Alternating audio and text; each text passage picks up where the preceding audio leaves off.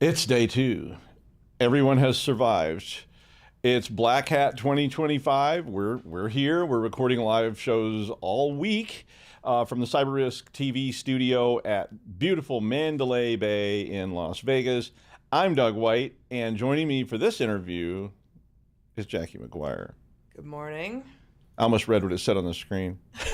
I was like, wait, you're not Ted. No. I don't think I look like a Ted. No, you don't. You're somebody very remarkable. So it's like, I can't compete with you. It's like, I'm hoping that on camera I look more showered than I actually am. So my hotel didn't have water this morning for anybody who's not following me on social media to see my rants about it.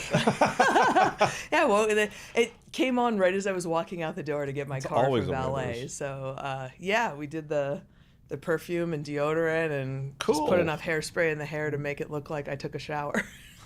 We won't tell anybody, better but than that. You just did on live, but Oops. So what did you talk about yesterday?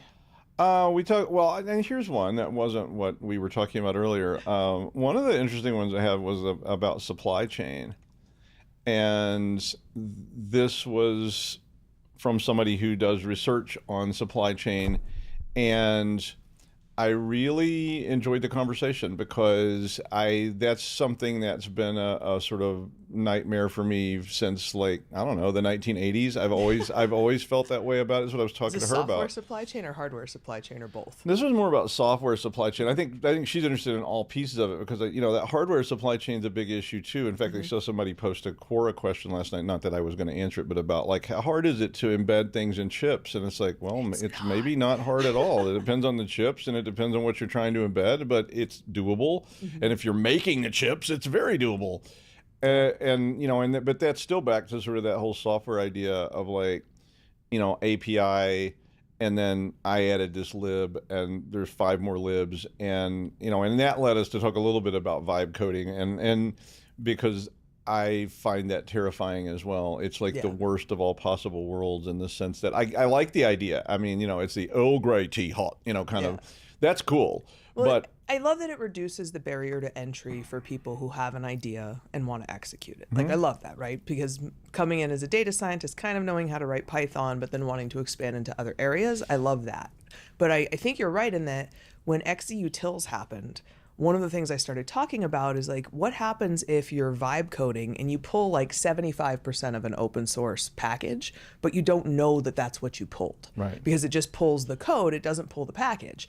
And so how would you know if you have 75% of XEUtils, embedded in Linux and then the vulnerability happens? So, and it's a huge issue. And, I, as an entry-level data scientist, I did a boot camp. So granted, I didn't do a 4-year program, but it's like, if you can pip install it, it's got to be safe, right? Like if you can import it, and they teach you, like, as a data scientist, they used to, at least, hopefully it's changed, this is 2018, they taught you, like, just import everything, because you never know what you're going to need. So just import every package you can think of at the top of your Jupyter notebook. And then it's not like we take those things out. I mean, I don't honestly have a huge problem with that idea of importing everything. I mean, just as a baseline. I mean, this could get some people upset, but I will explain, as is often the case. I mean, I do that too. So I have a template for coding, like in Python or whatever, just like I had templates for coding in C and on and on, Fortran and on and on. But the problem to me is not that sort of inefficiency, right? I mean, which is sort of what you're bringing up, but rather it's the inefficiency of just lumping all this stuff in that you have no idea what it does. Yeah. Now, I had a template. I knew what all those things were, so I was able to pull them all together and put them in there and say, okay. But I think what I see happening, and I mean, I've seen it, I've witnessed it straight up, was like an LLM saying, oh, you want to write this? Like, be sure you pip this and you pip that and you pip this other thing. You okay? Yeah, I got a tickle in my throat that's making me cry. I'm not crying. I am kind of crying about supply chain, but I was crying about supply.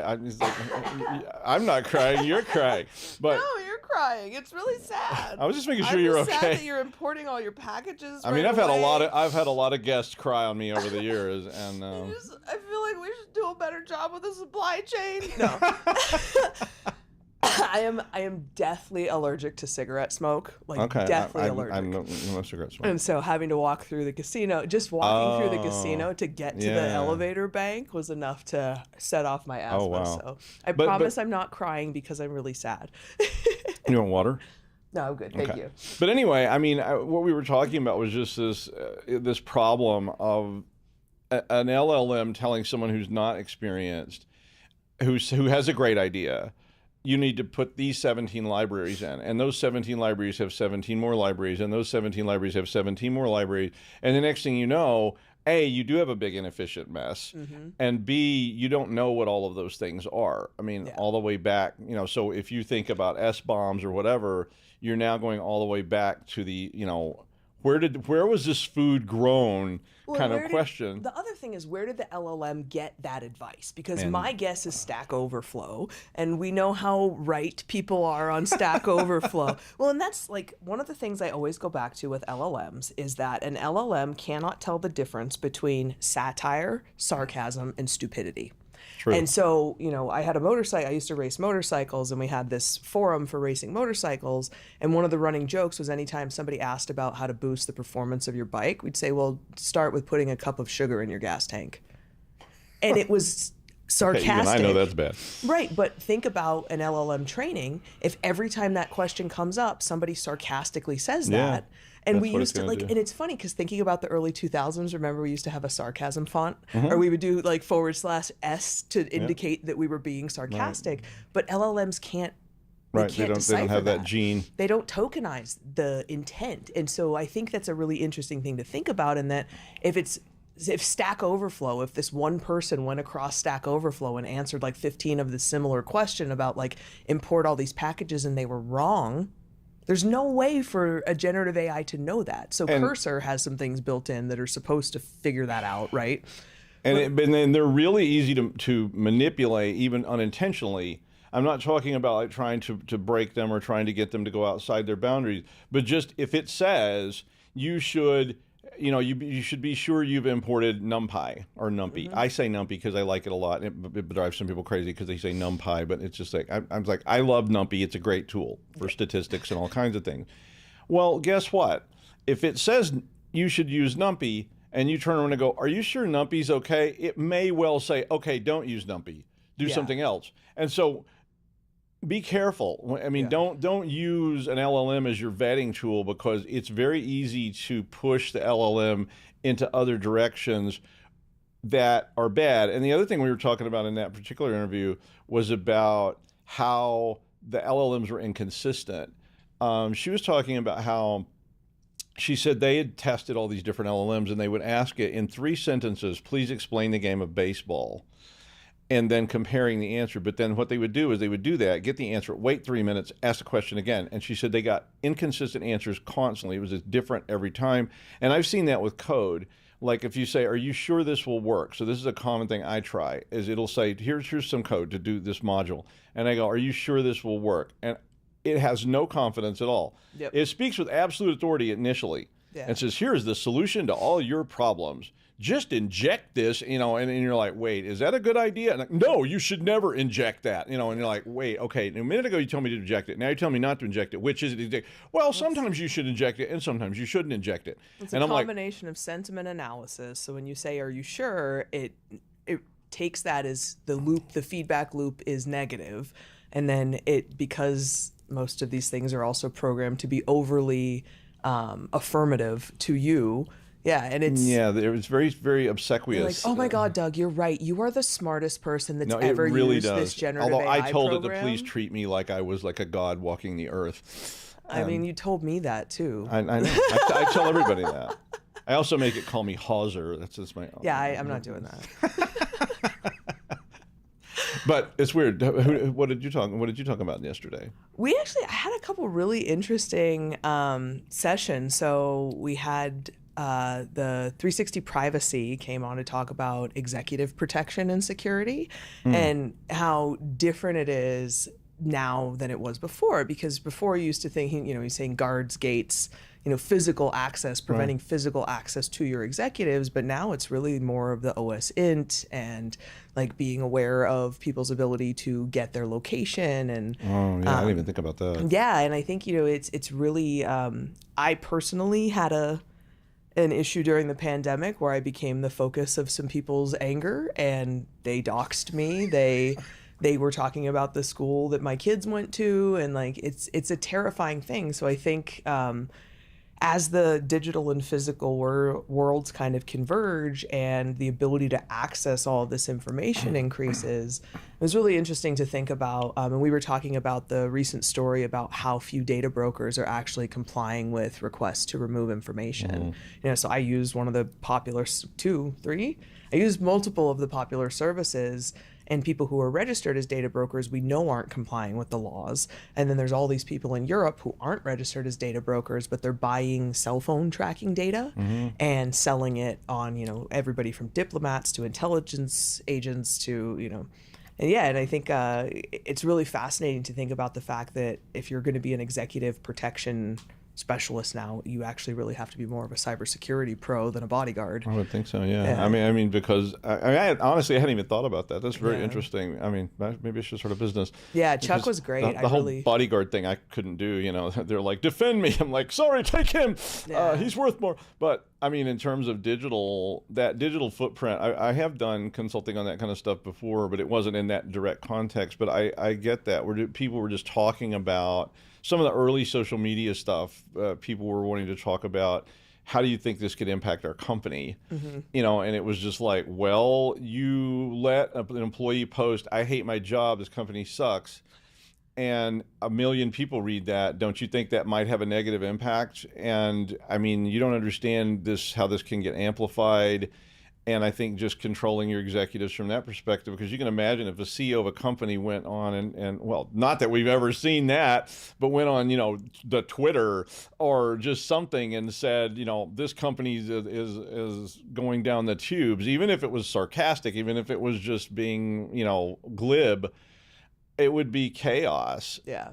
Well, yeah. And I think, when you think about account compromise, we've actually seen that a few times, right? Yeah. You have a corporate account that gets popped. Yeah. And the market manipulation associated with being able to short a public traded company, pop their network, and then post a whole bunch of stuff all over their social media feed that's going to tank their stock. If anybody wants to send us some insider tips, no, please don't, because I held broker's licenses for 15 not her. years. I meant me. I'd rather not go to prison. It was the royal we. I wasn't talking about Jackie. Hi, FINRA, SEC. I don't want to talk to you. I have no ethical commitments here, so. I would rather stay in good standing. Fun piece of information. There's a website called BrokerCheck that FINRA that regulates all kind of financial advisors. If you didn't know this, if you have a financial advisor, you can actually look them up on BrokerCheck and see every firm they've ever worked for, any disciplinary action they've ever faced. Sounds fun. Yeah. So for what it's worth, my BrokerCheck is clean, and I would like to keep it that way. But I think. So that Chuck came on to talk about that. That was fantastic. And then we talked with Chris Boehm from Zero Networks just about microsegmentation and kind of how that relates to AI.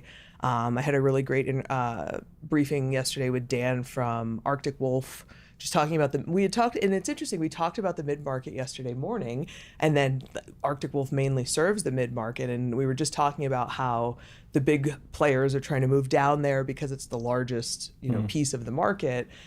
So it was nice from my perspective because I got a little bit of confirmation on all of the opinions I spewed yesterday morning. So.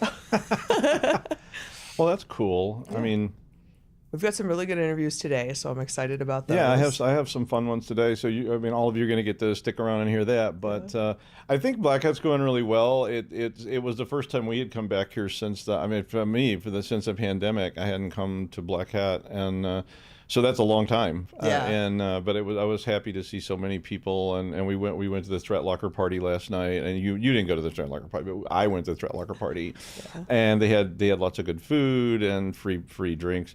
We went to the Zero Networks party at S Bar, and they had amazing sushi. So I love sushi. Well, that would have been nice too. Yeah.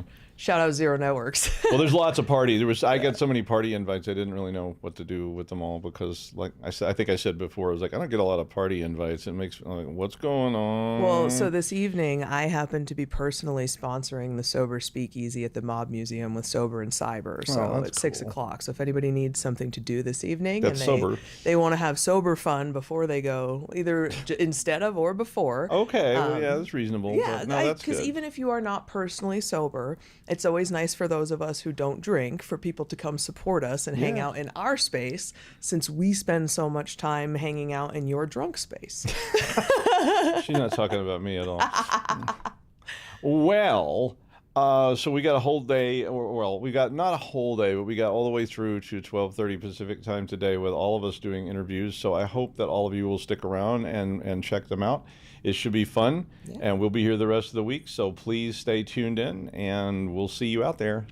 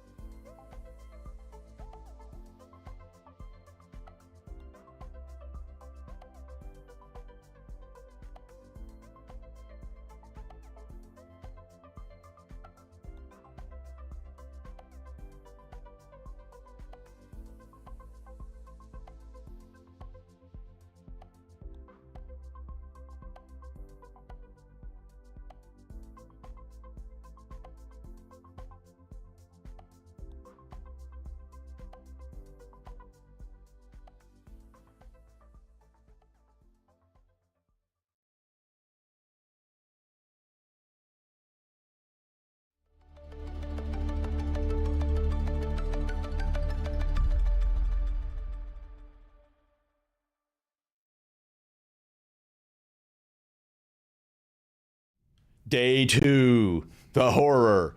I mean, we survived day 1. We survived several parties, especially parties that had free drinks and free food. I think the food was more dangerous than the drinks.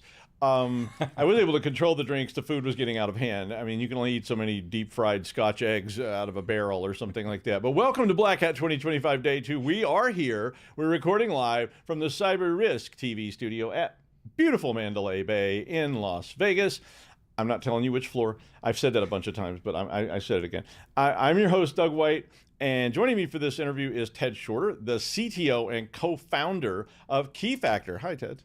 Hello, good to be here. Yeah, thanks for coming on board. Yeah, I was actually excited to see this interview, and we kind of get to pick who we interview with, unless people are like, under no circumstances will I talk to him ever again. I've had a few of those, but typically, I'm like, and this was a topic about quantum, which I'm very both intrigued by and terrified of, because quantum's cool. It's weird. Yes. So, and when you take cool and weird and terrifying, it starts to go, okay, I'm in. So I did want to talk to you a little bit about that, because I know quantum computing's coming. Mm-hmm. And obviously it's going to be a sea change for people when this happens. So could you maybe give us just a little bit of background about where is that going? Like where, whatever you want to talk about on that. Yeah, I mean, in general, quantum computing is about exploiting the particularly weird properties of quantum mechanics and quantum physics, which admittedly make no sense whatsoever. To the point that Einstein even rejected most of the quantum mathematics because it didn't make any sense to him either. But it turns out it actually is true. It keeps getting verified by experiment after experiment. But basically, quantum computing is about using those properties to perform computations. Mm-hmm. And it turns out that while it is not that effective at some computations, it is extremely effective at others, like crypto. And so it bodes a lot of promise for a lot of things. There's a lot of tremendous advances that will come from sufficiently strong quantum computers. However, one of the downsides is that the RSA and ECC algorithms, which basically underpin the internet and pretty much all digital life as we know it, are one of the things that quantum computers are particularly good at breaking if they are sufficiently strong. Yes. So if that happened today, that would be absolutely catastrophic. Yeah. So I mean, that would imply that we're not ready for this. I mean, I know that NIST and people have been putting out, both contests for development of new algorithms and so on, and there have been some new algorithms developed. Well, where are we right now? So let's do that first. Yeah, so NIST has standardized 3 algorithms so far to replace RSA and ECC.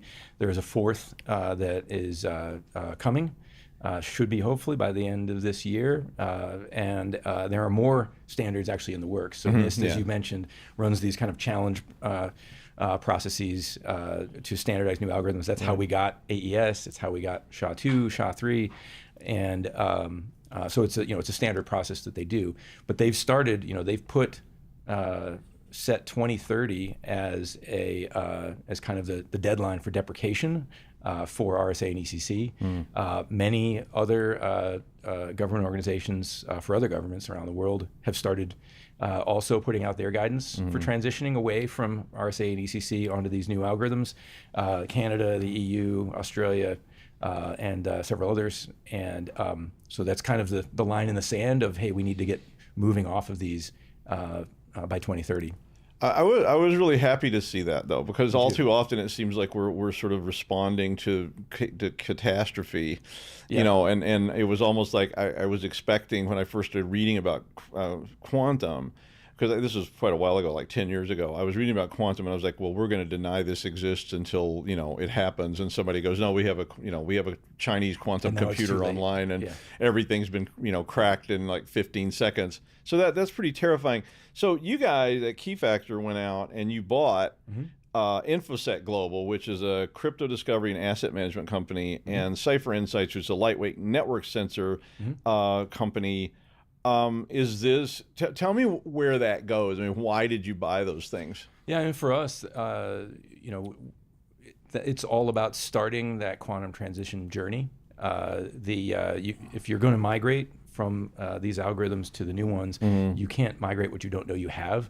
And so both of these technologies are about getting a very deep understanding of what you have, what's being used, and where. Cyber Insights is particularly good at actually watching your network and letting you know what's actually happening on the wire, and in addition to what systems are actually communicating to each other, right? So in the future, being able to say, I want to put a new algorithm on this web server, but in order to do that, you need to know what systems that might break as far as compatibility and so forth, right? Because support for these algorithms from the vendor community is not uniform. And so you need to know what's gonna break. Because there's going to be a lot of breakage. I mean, anytime you change something as fundamental as this underlying, and I don't mean changing it a little bit, but I mean, just when people were trying to change, like SHA algorithms, it caused all kinds of chaos. And I had clients who were saying, we can't, we were recommending things, and they're going, yeah, but we can't do that. Because if we do it, the other end doesn't work. Because to that end, actually, and that's when you said you were happy to see that 2030. I was both happy to see guidance, but also scared, knowing that I think most organizations, like if you haven't started at least planning for a quantum transition now, you're already too late, right? And we saw from SHA-1 to SHA-2 how long that took. For most organizations, between the time that SHA-2 became a standard and the time most organizations were able to get off of SHA-1 was, a decade. Is this? I think this is probably then just going to start creating little bubbles in like OT and things like that, operational technology kind of stuff, because that's usually the laggard of all laggards. When people come in and say, well, we bought this robotic sawmill in 1981, and it runs Windows and XP, it was designed to last 100 years, and we can't afford to replace the robotic sawmill, and it doesn't use any cryptography at all. And so you just end up having to say, okay, here's what we're going to do. We're going to build a big wall, and we're going to put the robotic sawmill behind the big wall, and that was all fine until people started going, yeah, but we want to plug that into the internet so the controller can actually live in Indianapolis and work on the sawmill in Pennsylvania. Same thing will happen here. Stamping machines, things in hospitals, handheld scanners. But I think that's the other part with the with the InfoSec Global pieces. They're all about going deep on the endpoints themselves. And what's interesting is we started looking at this from a quantum perspective. But what we realized is once you start shining a light on cryptographic use within organizations, there's actually a whole lot of mess now. There is. Even before quantum. And InfoSec Global does a tremendous job of going extremely deep on cryptographic libraries, keys and certificates embedded inside of binaries, finding things basically that almost no one else is able to find, being able to pull all that together into the things that Keyfactor is already doing as far as certificate issuance, certificate automation, building that transition from the beginnings of discovering what you need to migrate all the way through that, being able to complete that migration and then monitor your progress. This is I hadn't really thought about this before, because plenty of time I've asked clients about, like, can you tell me a map of what all you have? But when I'm asking this question, it's not about crypto. Right. It's about, like, do you know where your servers are? Yep. Do you know where your network infrastructure stuff is? And I've never really thought about this deeper question about, like, do you know where your crypto is and what it is? And most people haven't. I think that's the thing. It's one of those things. I have been in cyber my entire career, and even in things like PKI, things that use cryptography on a daily basis. But that's the one piece. Security is always about the weakest link. I think cryptography is one of those things that we've all sort of taken for granted. And now we can't. It's a pretty hidden layer kind of thing, though, I think, because it is a seamless thing in a lot of cases where I buy a device, I plug it in, it's communicating with some other control board, and especially in OT and stuff like that. And you ask the people that built it, how does this work? And they're like, I don't know. You just plug this wire to that wire, and everything works. And you don't unplug the wire, you're fine. But in reality, there's a lot of layers in that communication stack that may be going between those two places that could involve crypto, and suddenly could be a problem. Yep, absolutely. Yeah, it is really literally anything that communicates on a network is going to need to change. Yeah. And so that means every vendor that makes anything that communicates, every TLS stack in the world is going to have to get swapped out. I feel like I shouldn't be here. I need to go. It's a massive change. I think I might need to. Yeah, I think I got a couple of things I need to look into. The good news is there are vendors that are starting. AWS has launched support for some of the quantum algorithms. There was a report that Kubernetes now has support for some of the new algorithms, and so like that transition is happening. Yeah. And that is one of the things that people can be doing now is just start talking to your vendors. Right. You can't move until your vendors have support for these things. Going back to your example of these old outdated systems, but like you need to understand where your vendor supply chain is. The robotic sawmill, that's one of my favorite. I actually saw that once. I was like, this is the scariest thing I've ever seen in my life. Robotic sawmill that now is compromised because it uses outdated cryptography. I think this robotic sawmill used like a button that said on and a button that said off. So it was like the end, the crypto was not there. It was just like, you push that, then you turn it on. We were just reviewing, and I'm like, is this a threat? And the guy's like, someday. It's only a threat if you go in there. And I'm like, I don't want to go in there. Like, I don't know what's going on, but there was a lot of stuff. And, they just sort of, these logs came down this belt and went in this gate, and then like bad things happen. And one of the terms that you brought up was called full crypto visibility. It was a term. And I wanted you to tell me maybe a little more about what that means, because initially when I read that, I said, oh, this is like open sourcing the crypto, which was this old issue, but I don't think that's maybe what you're talking about now. I was thinking about the Clipper chip. You remember this story, and the government wants to put a back door in it, and then nobody would use it because they're like, well, I don't want something with a back door built into it, and that's just stupid. And I was thinking, okay, so the open source idea of my crypto algorithms, I do think that's a good idea. I mean, the algorithm should be strong enough that it can withstand somebody knowing how the algorithm works. But I think you're talking about understanding this organizationally. Yeah, for sure. I mean, we're obviously big fans of open source as well. Keyfactor is actually the caretakers of the open source bouncy castle encryption library. So we're actually on the front lines of implementing all these new standards and making sure that they're all correct and get built into a whole lot of other products and so forth. Many of whom are exhibiting here at the show. But no, for us, it's about understanding. You need to understand where your cryptography is, where it's being used, how it's being used, and when you get to things like quantum, the cryptographic capabilities of machines. So, like, is this thing quantum ready or not? Right? When can I move and switch over algorithms? Because we saw that with SHA-1 to SHA-2. Is people had to wait until the very last piece of their environment got updated to support SHA-2 before they could move. That took way too long. We don't have that much time this time. So just be able to understand, like, okay, what else do I need to work on? What else do I need to patch? What else needs to be updated? Where do I have to apply, the sort of encapsulation techniques like you described? But you need to build that strategy now. And the only way to start doing that is to get a full picture of what is actually in use where in your environment. So how do we start this process? I mean, is the initial part of the process just going to be like, okay, let's make two piles of legacy stuff that is just doomed? Right. Because we know we're not going to fix this. The robotic sawmill, maybe it's going to work. We're going to have to mitigate. We can't, this is never going to change, and we don't have $100 million to replace this. And this other pile of things that we need to go through. Because to me, if a client asked me, that would be my first step. Is like, let's just find stuff that we can't fix. Your X-ray machine, we can't fix it, and you can't buy a new one. But if we get this other pile, this is this pile that you're talking about. Yeah, I think, you need to get that information from your vendors and let them, they need to tell you. If the sawmill people say, like, hey, we have no plans, I don't even know what. We've been out of business for 7 years. Yeah, exactly. Then you need to take that into account. But I think that's the first step, is understanding from your vendors what their roadmap is, and so you can build those. The current pile is there's almost nothing that's quantum ready right now. That's changing though. Like I mentioned, you're starting to see some things that have that support. Going to be a lot more when we get to probably Q1 or so of next year. Should see quite a bit of support. That's when the mainstream vendors, the Apples, the Microsofts, that kind of stuff will likely have support for this stuff.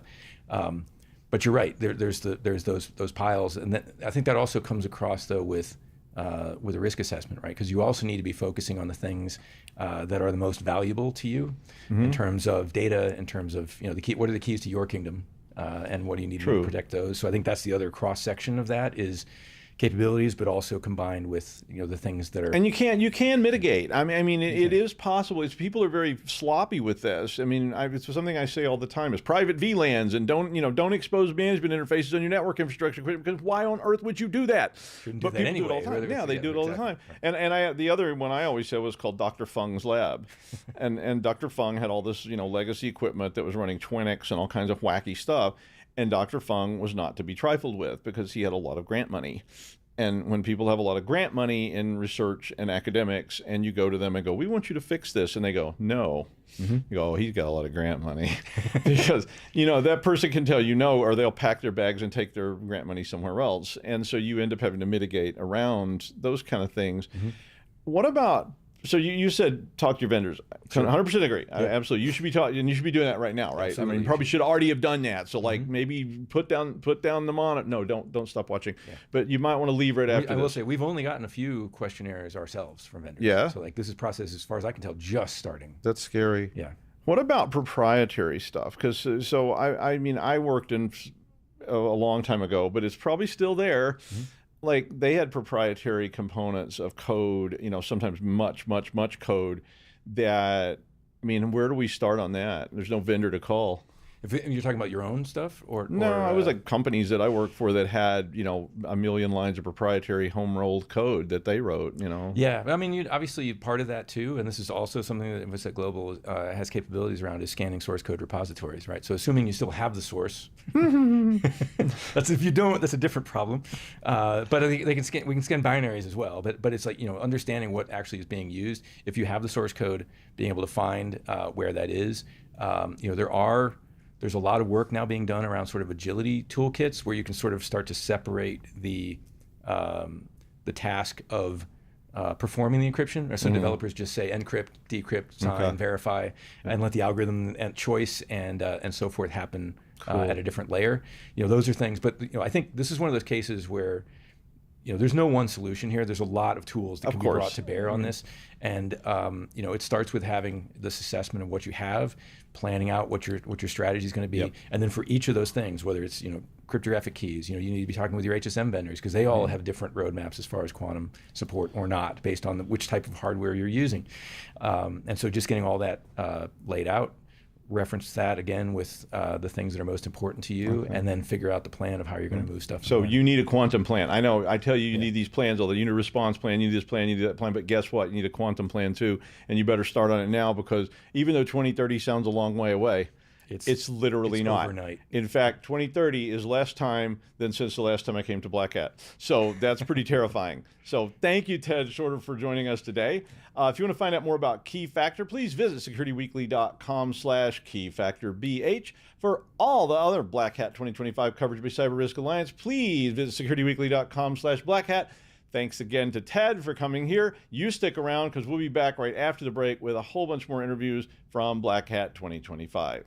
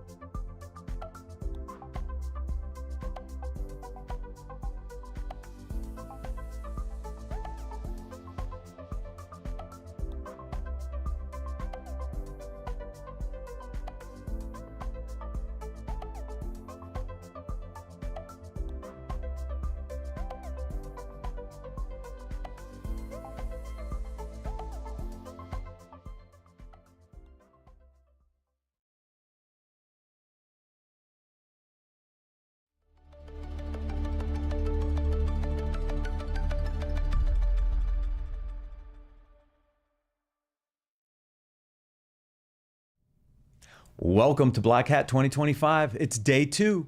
We're here live recording from the CyberRiskTV Studio at Mandalay Bay here in Las Vegas, Nevada. Still a little smoky outside, but it's getting a little better. I'm your host, Matt Alderman, and joining me for this interview is JJ Guy, CEO and co-founder at Sevco Security. Welcome, JJ. Thanks, Matt. It's good to see you again. I've been looking forward to this interview. As I said a little bit, I have a lot of experience in the vulnerability space and this whole concept of CTEM. It's one of these areas that we've kind of failed at as an industry for about, 20, 25 years, something like that. And so to see this becoming a very interesting topic again is kind of exciting because I think the primary 3 vulnerability vendors have kind of failed at this a little bit. What made you want to go down this path? Because it's been this, like I said, a 20-year evolution. Yeah, so we didn't start here. Yeah, the Sevco started with what we now call CASM, Cyber Asset Attack Surface Management. And when that was first labeled back in 21 or so, it was separate and independent of anything vulnerability management. And at least our take on it was inventory of all your devices and assets, largely so that you could make sure that your key controls to manage your entire security program, your entire IT program, are actually in place. This was a frustration of mine from Carbon Black. I was a Carbon Black guy. And trust me, I got lots of feedback from our clients on the occasions in which the endpoint agent was missing from one of the devices in a key at a key time. And we got a lot of questions and asks on how to better manage endpoint agent deployments. And as we had the opportunity to get a new startup up and going, I picked that problem to solve. Well, CIS Control 1 and 2 know your inventory, right? We're all horrible at it. So not a bad place to start, by the way. Yeah, and it's like this, we've always said the CMDB is supposed to be that control. Like, how many of us have signed off on the audit record and given our audits saying, yep, we got that inventory. Meanwhile, in the back of your head, you know that it's not quite as clean as you're presenting to the auditor. But what's happened over the years since then, and with CTEM, is CASM and vulnerability management are starting to converge. Because we've recognized that the quality of any vulnerability assessment program is limited by your ability to make sure that you've got visibility in vulnerability assessment, like your whatever tool you're using to scan is actually covering that device. And then more importantly, that like whatever tool you're managing to patch those devices is actually on that device. The foundation of everything, CIS Control number 1 and 2, is that inventory. So it provides that foundational data fabric, if you will, upon which you can layer all the rest of your vulnerabilities. Which is one of the key areas that a lot of the vulnerability management vendors have not been able to solve for, which is the broader asset management problem. They have a lot of asset data, right? Because they're out scanning or they have agents running, but where are the unknowns, right? Where are the assets that I don't know anything about? And that was part of the context problem that has been kind of elusive in that space for a while. One of them started to go down that path a little bit and did some really interesting work there. I'm not going to go into names, but it hasn't been solved holistically. So you guys start with inventory. Once you have inventory, you can pivot a few different places, right? You can go to configuration, which is a very big component. It's kind of near and dear to my heart, having spent a lot of time on the compliance and GRC side and also building some policy compliance stuff. So you can go that direction pretty quickly. You also went to the vulnerability side. How are you pulling all this together? Because I think what's interesting for people to understand is how do you understand the overall kind of posture of an asset, because it's not just vulnerability data. It is a combination of vuln and configuration data, et cetera, right? And business context. Yes. The users that are on that device. And use it on a day-to-day basis. Applications that are like the list of the potential business context that goes into assessing the risk on any one platform and thereby helps you prioritize your vulnerabilities is significant. With like everything we do in vulnerability management today and like the core tech that all the existing platforms are built around is a network scanner. Yes. Which was great back in like 99 and 2000 when when those companies were first established and the technology was built, because like the cloud didn't exist, mobile devices didn't exist. Right. Keep going down the list. Yeah. But the world changed significantly since then. Yeah. And our tool chains for vulnerability assessment didn't keep up. Mm-hmm. And like I don't fault any of the existing vendors for failing to keep up, because it's been a very dynamic space. Yeah. But what started to happen is like those platforms used to be horizontally integrated. You would buy the one product that was your vulnerability assessment product. You would scan your network and use it everywhere. Yeah. But what's happened as our networks have gotten significantly more complex, we've got more devices in more places, and you've got these different vertically integrated vulnerability assessment tools. You've got 3 different ones for core CVE assessment, depending on whether they're in cloud, on-prem, Linux or Windows. And then you've got the different kinds of attack surfaces that each have their own kind of problems. Right. And the poor vulnerability analyst is still trying to run a process back from the day when he had one single platform. Yeah. And the situation is untenable. Yeah, untenable. It actually gets a little broader, because now we bring in application vulnerabilities, because not just the device anymore. Now I got a bunch of third-party applications running on there. Those have vulnerabilities. So now I got to look at software composition analysis, static analysis, dynamic analysis tools, etc. There's a whole space on the application security side, but there's a bunch of vulnerability weakness data over there that could also influence the overall security and posture of an endpoint, which is not just a computer anymore. It could be a container running on Kubernetes or in the cloud and like the landscape has exploded, right? So in 2015, I wrote a thesis on how the cloud would change the world, and that at some point a company wouldn't need a network. They wouldn't need any endpoints. Everything would be in the cloud. We'd all connect to it from the cloud. What do you scan when you don't have a network anymore? Yeah, so right? That's the core challenge in getting an accurate device inventory.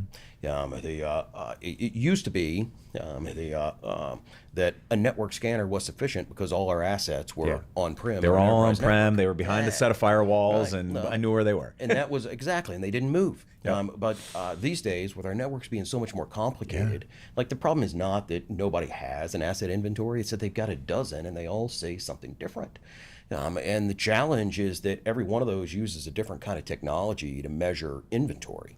And that sees a different subset of the whole. And the only way to get a complete and accurate inventory is to aggregate multiple different kinds of technologies together into one picture. Like back in my Intel days, we would have called that, the fusion of different multispectral imagery, multi-sensor imagery. It's the same basic problem. Right. But today we try to insist on using one particular kind of measurement, and call it good enough, and it's not. So at the heart of Sevco, is it really about integrating and understanding all the asset data first from all the different repositories? You've got stuff running in Azure and AWS and GCP and on-prem and remote and mobile, and so the first problem to solve is get all that. That's the foundation in my view of the world. The strong opinionated approach, and like we got our clients through this in the overall process. Step one is the inventory. And making sure you've got a comprehensive inventory from all your sources, and that takes time. You got to iterate through it. On top of that is then making sure that all your critical controls are actually deployed where they should be, no one in general today, very few organizations are actively managing agent deployments. So they're agents for vulnerability assessment, patch management, EDRs, security. You keep going down the list. In general, the number of what is typical for the fire and forget kind of deployment that is typical on the IT world and the software distribution mechanism is 80%. So 20%, any given endpoint agent is missing from 20% of machines that it should be installed on. Now that metric, but keep going, because recognize mean, from the position of an attacker and understanding the kind of risk, that means on 20% of the machines, you're missing the key visibility of even having an inventory of the vulnerabilities, or being able to push patches to that machine altogether. Or knowing if it's misconfigured or whatever. Right, depending on what capability it is. But when you go through the conditional probabilities, like the likelihood that if you've got 4 endpoint agents, that at least one of those is missing from a box, now becomes 30%. And you look at it from an attacker's perspective of how many different doors does he need to go shake the handle on in order to find a machine that is missing one of those critical controls, and the number is like 3. And by the time you hit 3 machines, you are going to hit one that is missing one of those critical controls. I mean, we spend all this time patching, the CVE of the day. Right. And meanwhile, we're totally ignoring these critical gaps. Now, that becomes phase 2. And it's just basic visibility and command and control. Like, you can't even begin to manage your program unless the tools you use to manage that are actually in place and fully deployed. And then on top of that, you can start to import and aggregate vulnerabilities and call it just CVEs first. Because you're going to have multiple sources of CVEs. Of course. It's not just one. They consolidate all those together, deduplicate them, because there's going to be overlap in the reporting. And with a strong asset inventory, you can understand where those gaps are and not have a noisy data set that's got duplicates. But then what's so amazing is business context prioritization of those, because it's built on top of the asset inventory, and there's such a strong tie between the rich data available in the assets about the device, the users, any other attribute in any one of the systems that you have configured. The quality of the business context prioritization that you're able to do in managing your list of vulnerabilities is off the charts. They are absolutely incredible and way more sophisticated and capable than like what's in NIST 800, whatever it is, like 830. Thank you. Then there's like 4 criteria, and like state of the art these days in most products is to, on a per device basis, go to the drop down and select, high, medium, and low. Who manages that at scale? I know that. I live it in my day life. So I do want to talk about prioritization a little bit, because you start to bring the components together, right? So you think about business context, you got the inventory, you've got the vuln, the configuration data, et cetera. Where I've seen a challenge is putting that into a risk model that you can take to an executive team, not to an operational team. I think operationally, if you can prioritize vulnerabilities and give them a stack ranking list, I think that helps the operational guys tremendously to understand where they should focus patching. But I'm talking about this from an executive level. I'm thinking CFO, CEO, board. Their risk scores I've seen challenges with, in that, yes, it's my normalized score. What's an 87 versus a 92? What's it going to cost me? So I'm a big believer in risk quantification, because if I can quantify the potential risk of those devices, those assets in dollars, and then I can talk about what it's going to cost to mitigate that, now I actually have a chance of getting funding. Are you going there? Where when you think about the prioritization stuff, like, are you kind of heading that way? And how are you thinking through that? Because I think that's it's still a challenging part in the industry. So we are blessed and cursed because for this particular problem, we've got, I'll say, more data than anybody else. That's not a data problem. It's a context problem. I told you that earlier. And so we've got more context than anybody else. That's good. And the kind of contextualization that we can provide for any given vulnerability is absolutely incredible. And I generally approach this with our clients and the executives. And in CTIM, like Gartner in their framework has put scoping right up number 1. Of defining very carefully what's in scope for your program. And we make, as part of that, the prioritization framework. Let's just talk on a whiteboard. What do you care about? What are the most important vulnerabilities for you?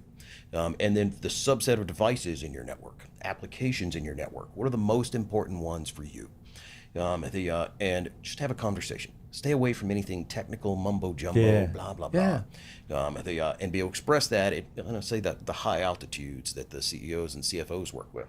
So then there's good alignment between the security executives and the rest of the board on strategic objectives. Once those strategic objectives are set, then it becomes a data problem. Yeah. And like from my optic, it's our responsibility as a company to have the data first available, Yeah. Understand the existing systems throughout the enterprise that have got an inventory of all that various data, and then like we'll aggregate it, collect it, normalize it, get it into the right spot, and then be able to have a query engine over the top of that to be able to express those strategic objectives in what ends up being effectively just a query. And Got it. once you turn that in, once you make the connecting flight between those strategic objectives of how you want to prioritize and something technical, like if there's any gap, then it becomes an engineering challenge and very focused, very narrow, very clear and acute, and tied to the strategic objectives. Right. And once all that, So then the CISO's talking about whether they're meeting the strategic objective, not about the vulnerabilities and number of CVE counts and all the other stuff we get wrapped around the axle. Right. And then once you've got, it's like any other challenge, you've got the objectives set, the clear strategic objectives, and you derive from that all the various projects. Once all that's up in place, you can have a dashboard where all the data is rolling up. You understand and have confidence in every layer of the stack because you know you have a solid asset inventory. You know you've got all the controls in place. You manage those to whatever your threshold is, 90%, 95%. You've got all the vulnerabilities, and then the prioritization of those vulnerabilities aligned with the program's strategic objectives. We do that every day. Awesome. Now, just one quick thing. What's next in this space? It's going to be interesting to watch. I mean, Gartner is publishing a new Magic Quadrant on exposure assessment platforms. Got it. That'll be coming out in the next several weeks. So that's going to put a stake in the ground for the set of products in market today, and at least Gartner's opinion, on how they align with the objectives of the CTEM framework. Got it. Now, there's a lot happening in terms of all the rest of us working with Gartner to try to get through what's right. Yeah. And all of this explosion that we've had over the last 15, 20 years to try to make up for the gaps in legacy VA products. And how all those fit. We've got our own path, of course. I mean, we're taking a data-first approach, bottoms up. I mean, you hear me, I'm an engineer by trade. I like to have high confidence in every brick in the wall as you build it up with a strong foundation one at a time. So we'll continue to take that approach of being proud and confident in high-quality data that we can give confidence in and continue to expand the data set to be able to provide even more contextualization and more ability to tie into a different set of considerations and those strategic objectives. Awesome. Thank you, JJ, for joining me. Matt, as always, it's a pleasure. Thank you. If you want to learn more, please visit securityweekly.com/SevcoBH. For all your BlackHat viewing needs, you can visit securityweekly.com/BlackHat. Thanks again, JJ. Thanks, Matt. It's fun. Stay tuned. We've got more interviews live from BlackHat 2025.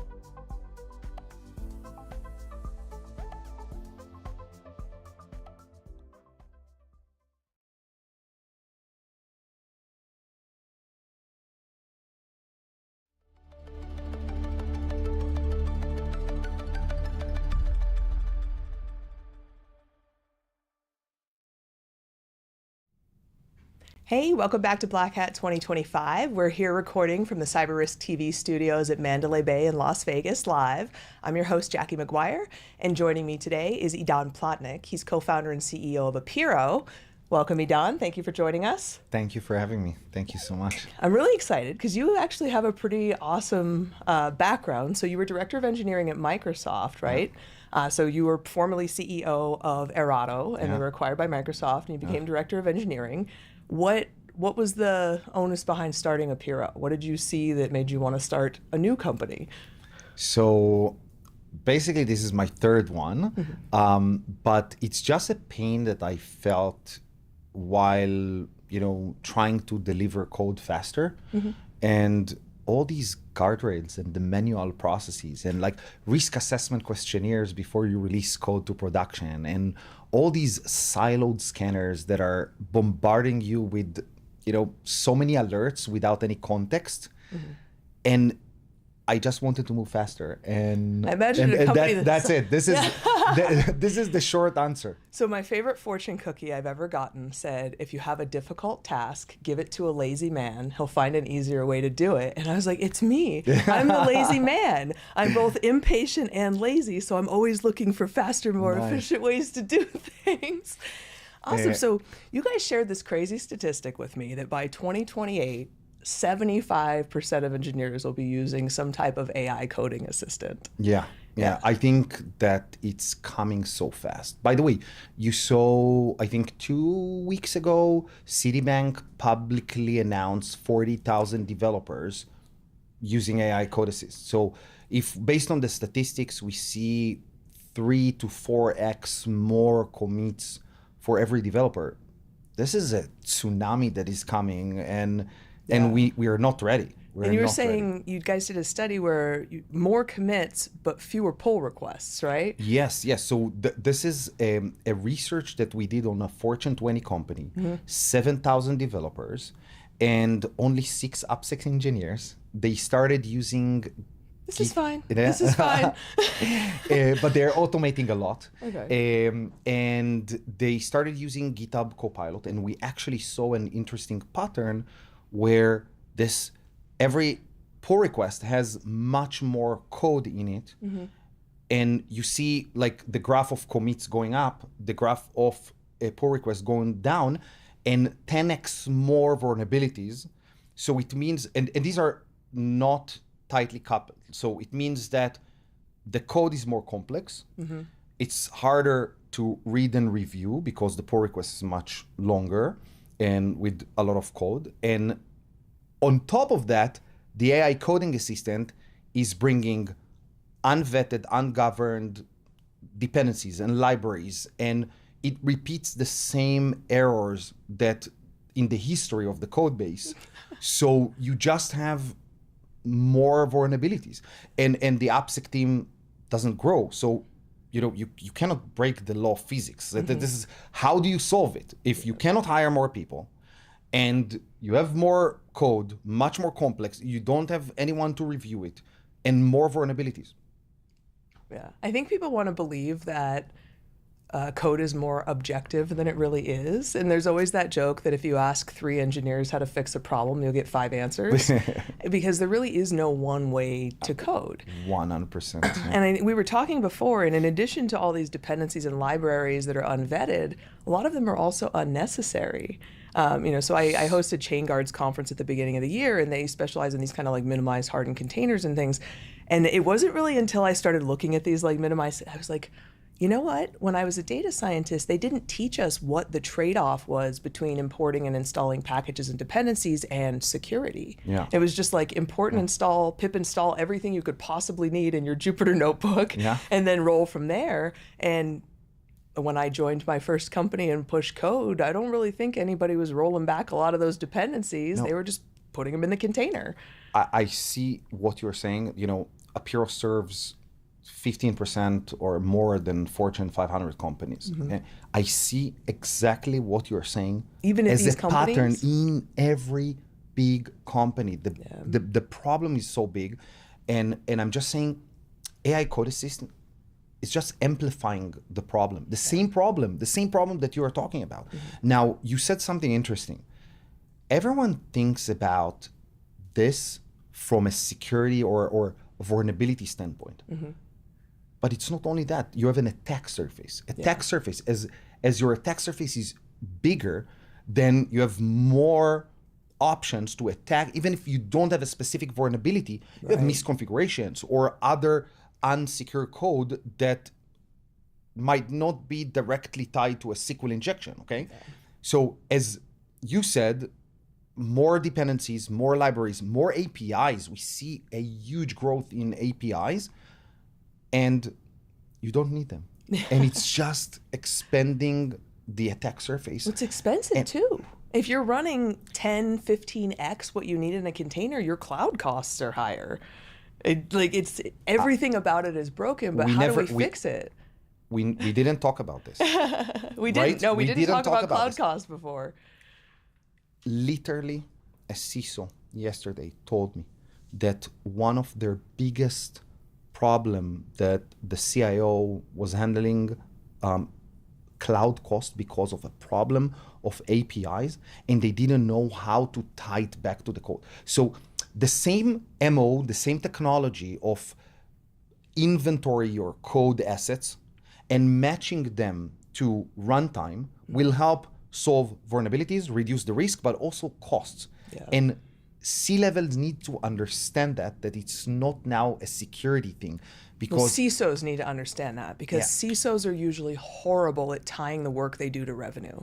That is one of the things that I've found over and over and over in the enterprise, is that because CISOs tend to be very focused on security, they're not necessarily the best politicians, and they'll say things like operational risk. Nobody in your C-suite cares about operational risk, but if you say, had we been non-operational, here's the revenue cost, everybody starts paying attention. So if you can tie what you're doing to saving costs or increasing revenue as a CISO, it's a lot easier to get somebody to write that 7-figure check. So I cannot say it better, okay? And I think that the fundamental problem is not only that the CISO thinks, how to mitigate or reduce risk.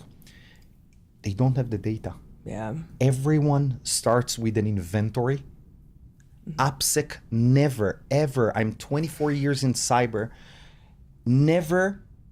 I didn't got a requirement from a CISO, hey, let's start with an inventory. And if you don't have an inventory, what do? You put tools, okay? And then the tools creates a lot of noise, and then you cannot tie the code asset to the vulnerability, to the business application. And if you cannot tie these together, you don't know how much money this business application generates to the business. And TLDR, data. That's my favorite. So I say TLDR all the time. People are like, what? And I'm like, get on Reddit, bro. Have you never heard of Reddit? So I actually, when I have two different, I'll write a white paper like a regular analyst, but what I prefer to write is this thing called an info dump. That's like a 2-page infographic, because millennials don't have more than an 8.5 second attention span. And down the corner, the column, I put TLDR, because I know that 90% of people are only going to read that part. So how does Apiiro help? Obviously you're biased because you founded the company, but if I'm a CISO and I'm like, well, you just scared the crap out of me. Well, I also pause. I want to go back to the API thing, because you were saying AI is just Python and APIs, right? That's all AI is. And to your point with APIs, we now have all these data scientists using APIs. And if you don't know how to pull the specific things you want from the API, you pull this massive, and I would guess that's what was happening, is they had people pulling just the general APIs. You're getting all of the information, not just what you need. And again, now you're holding information that you don't know the value of, you don't know the risk of. So I guess if I'm a CISO and now I'm like, great, I'm not going to sleep tonight, what do I do? So first and foremost, I don't believe personally, and this is the culture in Apiiro, I'm not going to use FUD, okay, like fear, uncertainty, and doubt, to sell you something, okay? I am a business enabler. This is my role.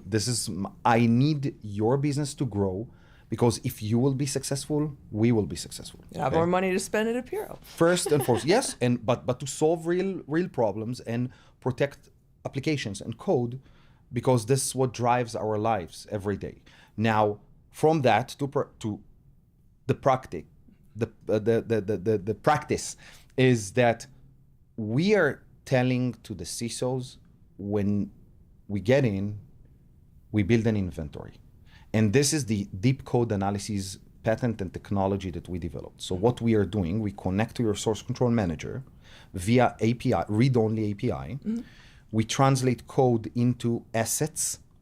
Okay, so like what is an API, what is an AI model, what is a data model, what is authorization, authentication, and on and on and on. We connect it on a graph, and we tie ownership to each code asset. So we know that you developed this API when, and I changed the business logic of the API 3 months later. So we track the material changes. You create an audit trail. Exactly. Yeah. This is the foundation. When you have that, bring on any tool that you want. You want to use our scanners, we don't care. You want to use your scanners, great. But then we will take the vulnerabilities. We will tie them on these code assets or software architecture, and we will enrich context from ServiceNow, from Akamai, from runtime, from code to runtime. And we'll tell you, you have 500 vulnerabilities. Only 3 of them are with high business impact that you need to fix now. Who should fix this?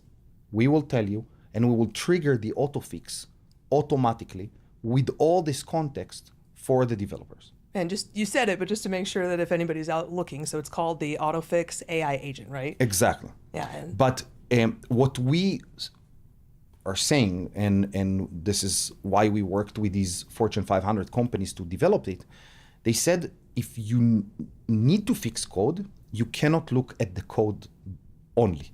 So all the AutoFix out there, they look at code.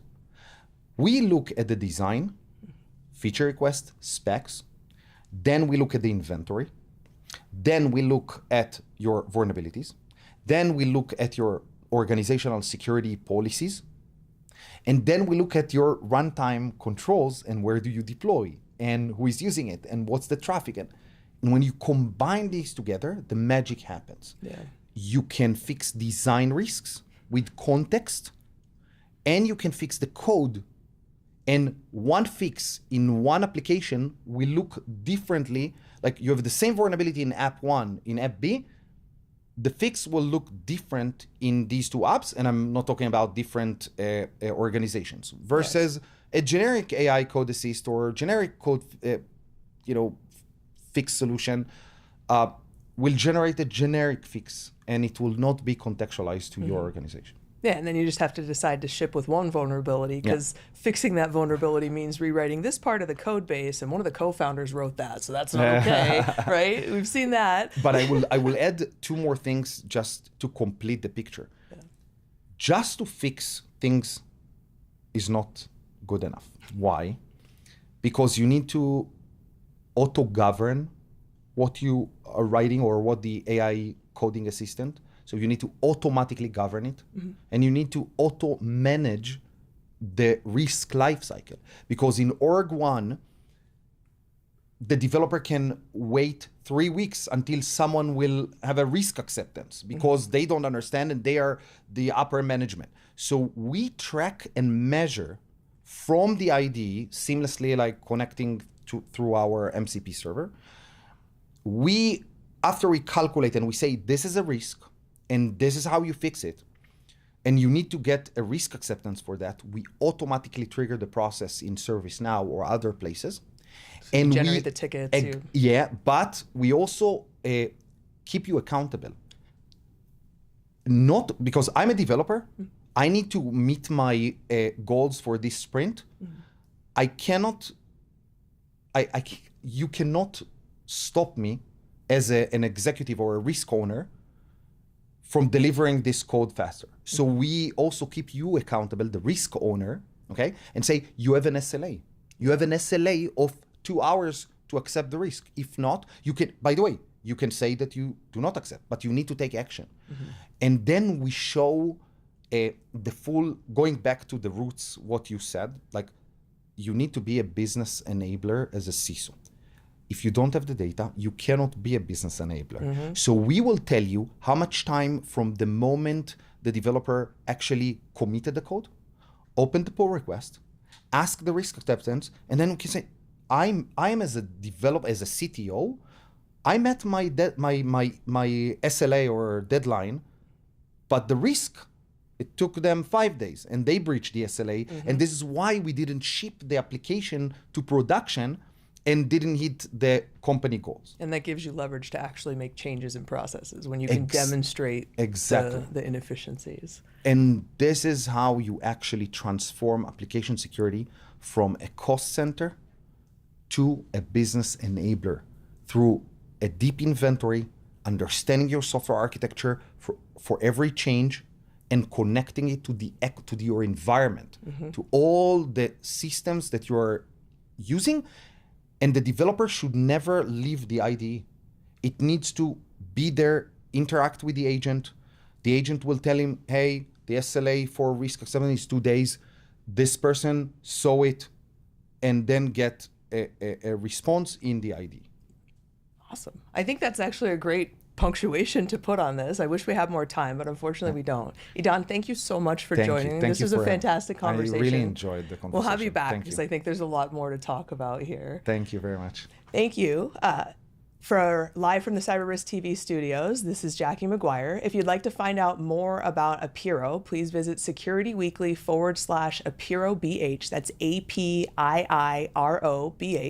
And for all of our other Black Hat coverage, live and streaming, visit securityweekly/BlackHat.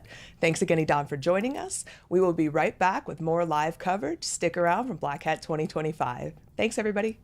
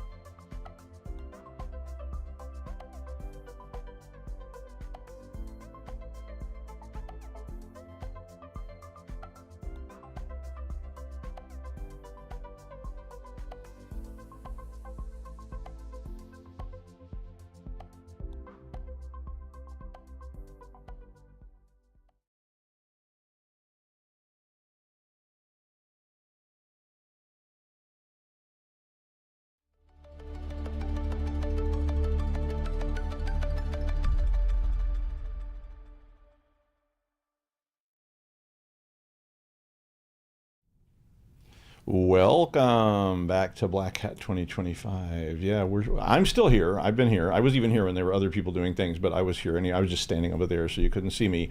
But we're recording live from the CyberRiskTV Studio at Mandalay Bay, not telling you where, in Las Vegas. There's a madhouse downstairs. It's totally crazy. I tried to get to the floor to get a T-shirt from ThreatLocker, but I couldn't get there. But anyway, I'm Doug White, and joining me for this interview is Jason Passwaters, the CEO at Intel 471. Hi, Jason. Hey. Glad to have you here. Yeah, likewise, it's good to be here. I think Intel's one of those things that, like, I know about it conceptually, but I've never really worked in that space. I mean, directly. I mean, I've done stuff where people ask me to do that kind of stuff. And so I wanted to talk to you a little bit about teams and how this fits into your enterprise. Because when I first started in this, the cybersecurity team, for everything from Intel to changing the toner cartridges, was me. Network security, I'm there. Programming evaluation, gotcha. And because that was just really what it was. It was not a priority. It was something where they're like, well, yeah, if you have any spare time, feel free to to review. So how do you think that the role of cybersecurity teams is evolving, like, now? Yeah, I mean, I think it's been happening over the last 20 years where previously you could build a wall. The idea was you could build a wall around your organization and protect it like that and just block everything. The realization is you can't do that in the global business environment and be successful. You've got to have these virtual and like literal entryways in and out of your business, and that obviously impacts cybersecurity. So the way it's evolved is the realization that I have to understand the external space, like the space beyond the wire as well, and be intimately familiar with that as much as the internal space. So you've seen that kind of evolution happen, I would say, over the last 20 years. You'd be hard pressed if you went 15, 20 years ago to find a CISO that would probably say, yeah, I'll be negotiating with ransomware actors at some point in the next 15 years. But here we are in 2025. 20 years ago, you probably couldn't find a CISO. I mean, that's a modern concept for a lot of organizations that were just still adding those roles because they realized what you're talking about. They needed somebody, one, to guide that, and two, that a lot of times the C-suite people had no idea what any of this stuff meant, and it gets esoteric. I mean, I remember getting a call from a C-suite member asking me, "What is ransomware?" And it was a pretty big company. And I'm like, well, it's like, how they come in and encrypt all your hard drives. They go, okay, just start defining each word as you speak. Yeah. Because they didn't have any, and they didn't have anybody. It was a mid-sized company, but they didn't have a CISO, and they just literally, they call networking and they're like, I don't know. It's like some stupid nonsense. Don't worry about it. We got the network up. Look at my background. I mean, I was counterintelligence, human intelligence in the Marines. I mean, I used to track bad guys as an interrogator. I've actually turned that skill set, and we've built a whole business around that. Now there's an industry around that, like tracking that external aspect of the threat and delivering that knowledge to the I think that's really useful. I mean, do you think some of this that's always cool. I mean, that was cool in 1960. I mean, Intel's been something that people have been collecting since, I don't know, the Sumerian Empire was probably going, what's going on, over those hills. So it's always been important to know what people are up to. And seeing, and there's always been intel for corporate. I mean, not security intel, but like, what's our competitors doing? What's happening in the marketplace? But as I started seeing this being driven, it was about the spread of the internet. And you think it's about the massive availability of information and the speed with which that information arrives? Yeah, I mean, it's this stuff is so prevalent, and the need to kind of cover down on it. The bad guys are much faster than us. They can find things much quicker than us. Oftentimes they're more innovative than us. When I say us, I mean the enterprise, the companies. Yeah, of course. So yeah, I think it's just, that's why it's so pervasive. I mean, you and I were talking before we started recording about like old time stuff, and when Carolyn Meinl published the Happy Hacker's Guide to Mostly Harmless Hacking, and there was this big outcry because she revealed things like what our login is, and Finger as a service, and it was like supposed to be some grand revelation because that information wasn't widely available. So people that were systems level people knew these kind of things, but they didn't talk about it a lot. Yeah.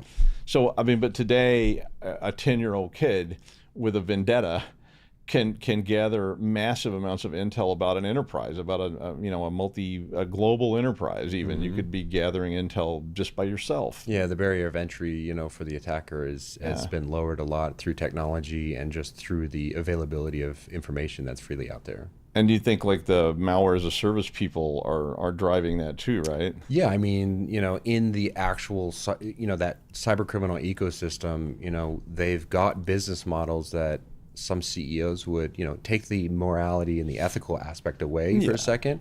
You'd be pretty impressed by, the margins and the growth that they have. And it's all through, a malware as a service, right? Like they've created businesses around this. And that's really like 2010 was, I think, the kind of point where you really started to see this professionalization of cybercrime take shape from a business perspective. It looks very professional. I looked at some of that for a client who asked me, like, could you just brief us on this? Tell us something about what this dark web thing and all this stuff is. And I was getting like eye-opening things, but I saw less moral and ethical stuff with some of these people than I expected. It was more like organized crime, where it's like, the mafia neighborhood is the safest neighborhood in town because people that break the rules, somebody comes and puts you in the trunk of a Cadillac. But I wasn't seeing them saying things like that. But they were talking about their business model and their plan and their customer service and support. And I called one. They had they had like a WhatsApp number.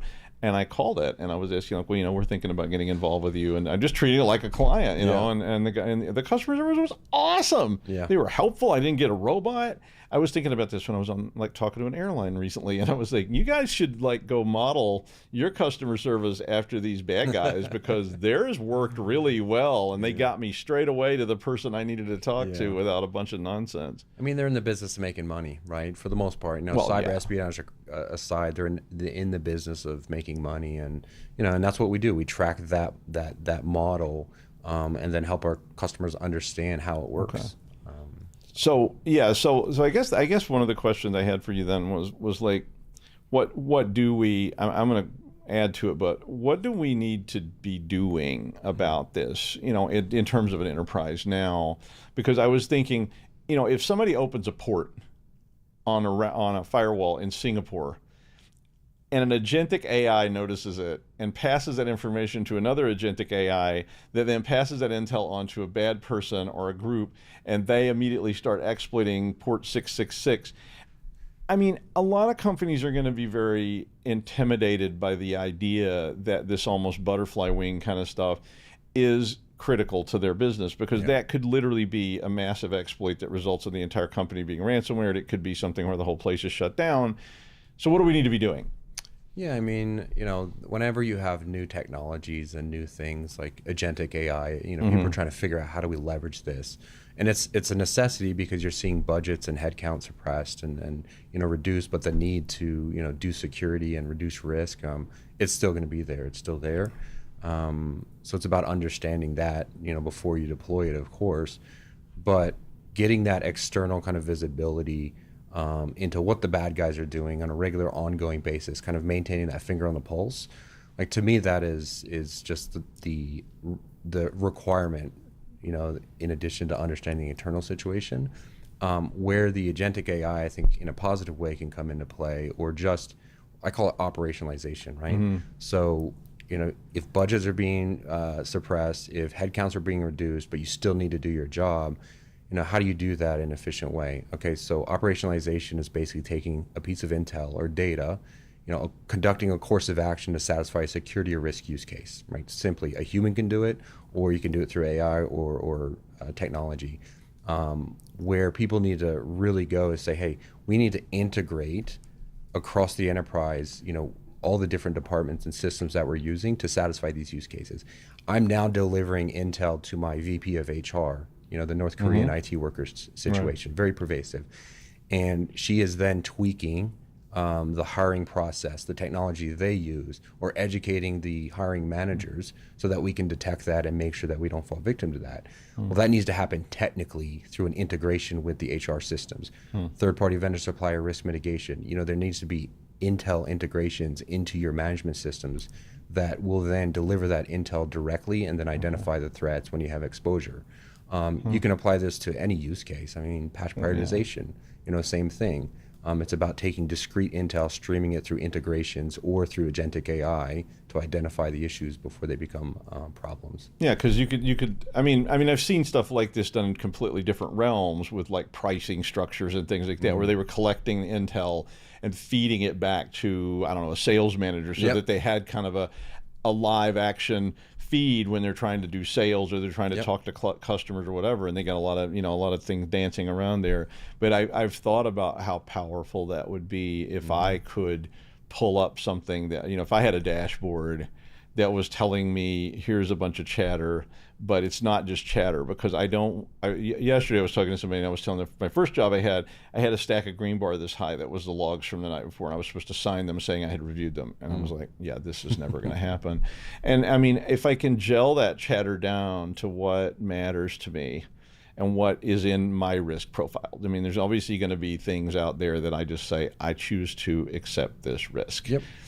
I mean, I'm not saying you should do that, but I'm saying sometimes you have to do that. That's a course of action. No, it is, and sometimes it's a valid course of 100%, action. I mean, I've seen people say this is just not a real valid threat, but sometimes they do that to, as a kind of cop out too.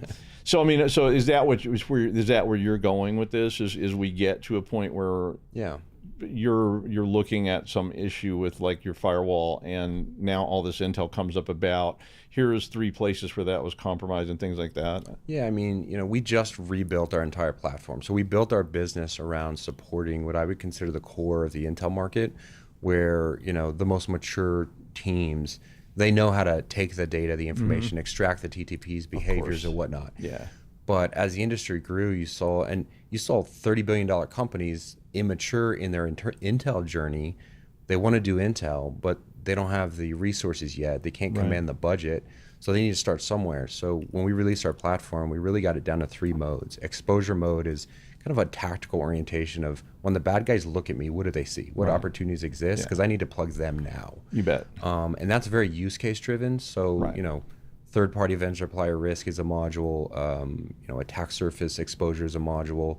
We're going to add new modules around vulnerability patch prioritization. And then you have the intel mode, which is I need to track the threat actors directly. I need to know what they're saying, what they're talking about, so I can understand intent and behaviors. Yeah. And then you have hunt mode. Hunt mode is really the operationalization out of the box, right? So we take all the intel, we curate it and create hunt packages, or you can use the platform to manage your own hunt packages. And then the integrations with EDR, SOAR, SIMs, you can then deploy those hunts like downrange. So you abstract or take away the need to deal with all the intel directly and manually, and you're constantly just deploying these hunt packages to understand how where your gaps are.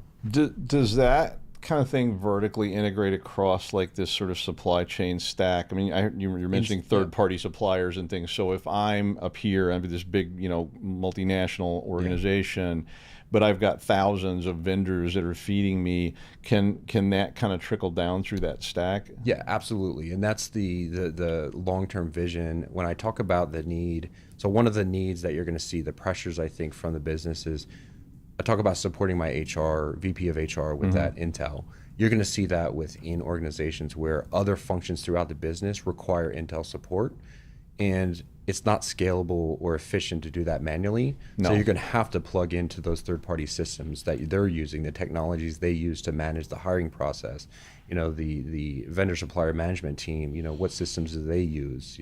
Is it Ariba? Yeah. Is it, I mean, if it was a CISO, that's definitely one of the things, like I used to do consulting, it was a very, very long time ago, but it was much more along these lines, which was you've got these military bases, but they hire local vendors in, like Kaiserslautern or somewhere, and they bring, I don't know, sausages onto the airbase. Yeah.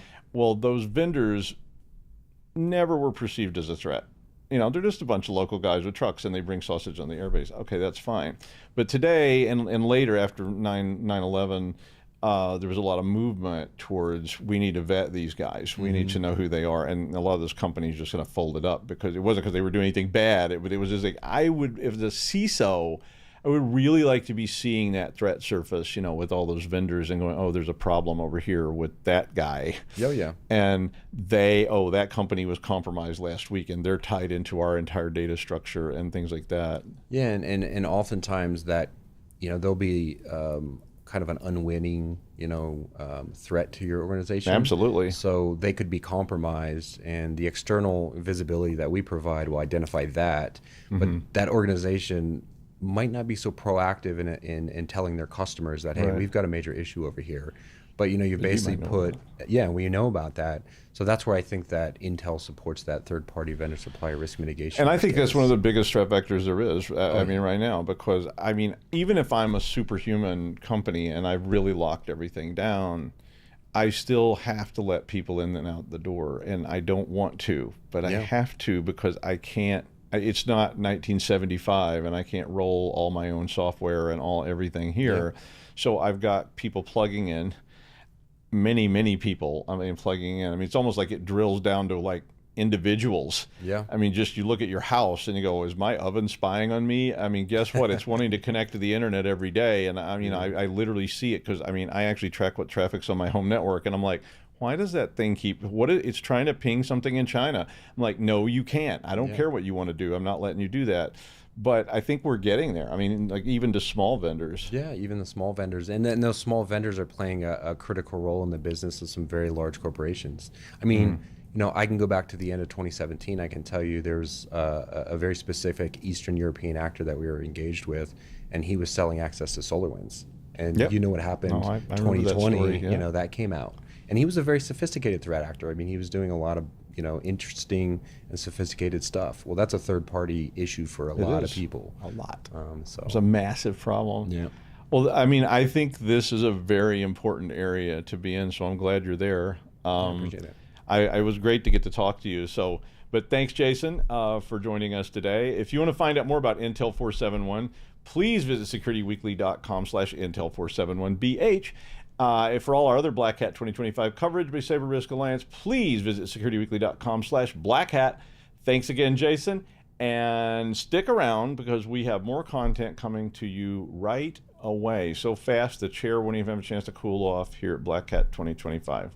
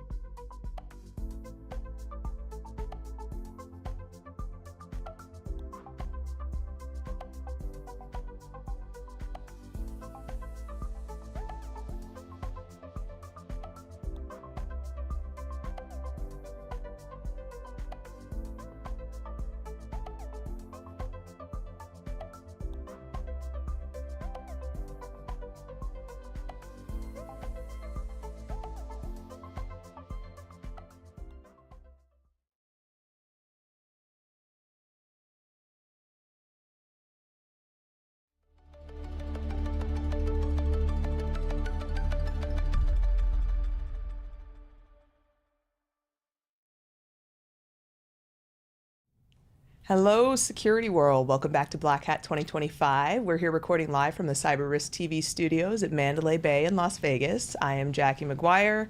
I am a day and a half into Vegas, and I have not lost any money or gotten sick yet, so we are on a roll. Joining me for this interview is HD Moore. HD is the CEO and co-founder of runZero. Welcome, HD. Thanks for having me. Yeah, we've interviewed you on Enterprise Security Weekly before. I know my co-host Adrian's a huge fan. Is spoken very highly of you for a long time, so it's really exciting to have you here. And we are going to talk about probably one of the most important and most often bungled processes in the enterprise, which is vulnerability management.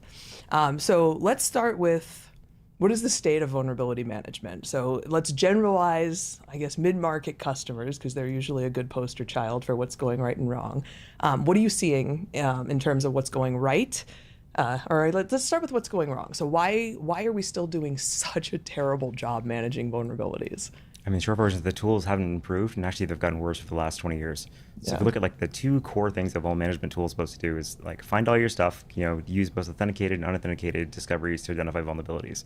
And we've gotten really bad at the unauthenticated discovery part, and we've just kind of gone full into authenticated, agent-based, et cetera.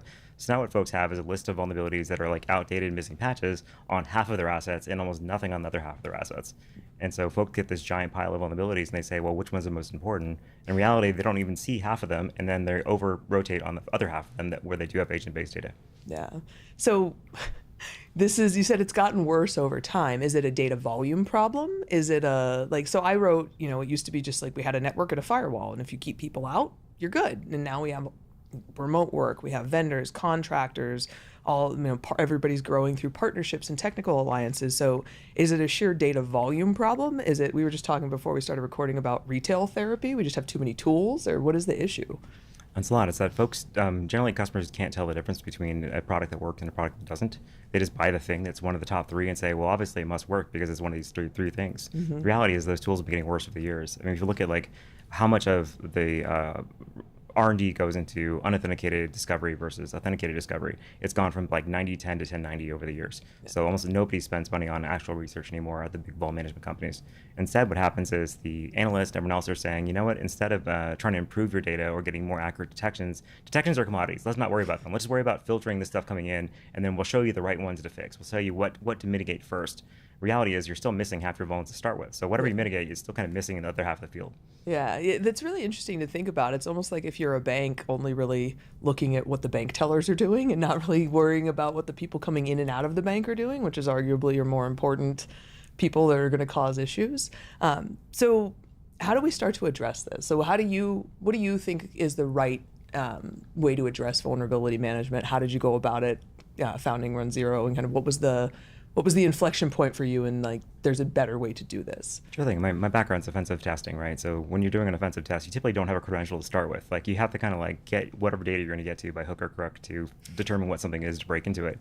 And so the great thing about going that approach is that if you can identify it through an unauthenticated network path, you know it's exploitable because you found it yourself without a credential. Mm-hmm. It's not something that's like, oh, if I had an SMB credential in this machine, I can tell you that your PDF reader on your server's out of date. Like no one cares about that. Yet that's somehow the most critical vulnerability in your list of prioritized vulns, right? So our approach was, let's start from bare bones. Like I'm an attacker, I want to break into your stuff. What is the low-hanging fruit? What's the easiest way to break into your thing? And secondarily, like if a new vulnerability comes out in a product that you may not have even heard about until today, how do we tell you where all those things are right this second and get them patched, even without having to run another scan or another lengthy discovery process? Yeah. So those are the two things we focus on. It's like one, unauthenticated only perspective to find everything all the time, no matter what it is, whether it's OT, IoT, et cetera. And then two, if a new vulnerability comes out and move it, or the next Fortinet or the next Palo Alto bug, we can tell you where all those devices are like in 2 seconds with a search query, as opposed to having to go through and wait for your next scan window, product update, rescan, et cetera. So the idea is like, end of the day, what we're trying to do is avoid customers having breaches, right? And the way to do that is to take the things that are getting exploited off the network as quickly as possible, not going through a massive list of vulnerabilities and prioritizing through ServiceNow. Yeah, it's interesting to think, we've, in the old days, God, I'm so old, we would have these inventories of hardware, right? And so you knew everything that was in your network, you knew all of the things that you needed to manage, and now we have this just like sprawling, just jumble of, I have 3 or 4 or 5 or 8 different jobs, and I have Slack instances and Google instances, and they're all on my personal devices. And so, to your point, like the amount of things that we are responsible for now, like when I think about like mobile device management and things like that, it seems to me that we do a really terrible job creating an inventory similar to the hardware inventories we used to keep for ephemeral assets, virtual assets, and to your point, unauthenticated assets. So starting to approach it from the, okay, let's figure out what exactly we have is, because it's interesting. I think I was surprised. So I spent 15 years in finance, and then I came into security as a data scientist. And I almost think that what I didn't know was what my big differentiator was, because I didn't come in with any preconceptions about what the most important things were, and I actually did exactly that. I asked my CEO, who used to be head of offensive operations in a military branch, what are the first 4 things you would do if you broke into this system? Let's look at those things, and let's start there if you're a hacker. So as you're doing this, I think we would be remiss if we didn't talk about the impact of things like AI agents. So what we're seeing, or what I'm hearing, is that this is causing even more of these unauthenticated vulnerabilities and more shadow IT. So how do you at runZero, how do we start to address that? How do we start to figure out how to get our arms around these things that are springing up faster than we can possibly track them? Yeah, we're starting to see a surge of new companies, like runZero included, that are really focused on finding the things that are exposed and exploitable, not everything else. Like, we're not here to help you pass your CMMC compliance. We're not here to help do this. I mean, we can help with that, but our goal is to help you not get owned. And that's a very clear-cut mission, right? So the idea there is it doesn't matter whether you have great inventory here or great inventory there. What matters is what's reachable to an attacker. And so going through, a lot of folks will look at their CMDB or look at their vol management as their inventory.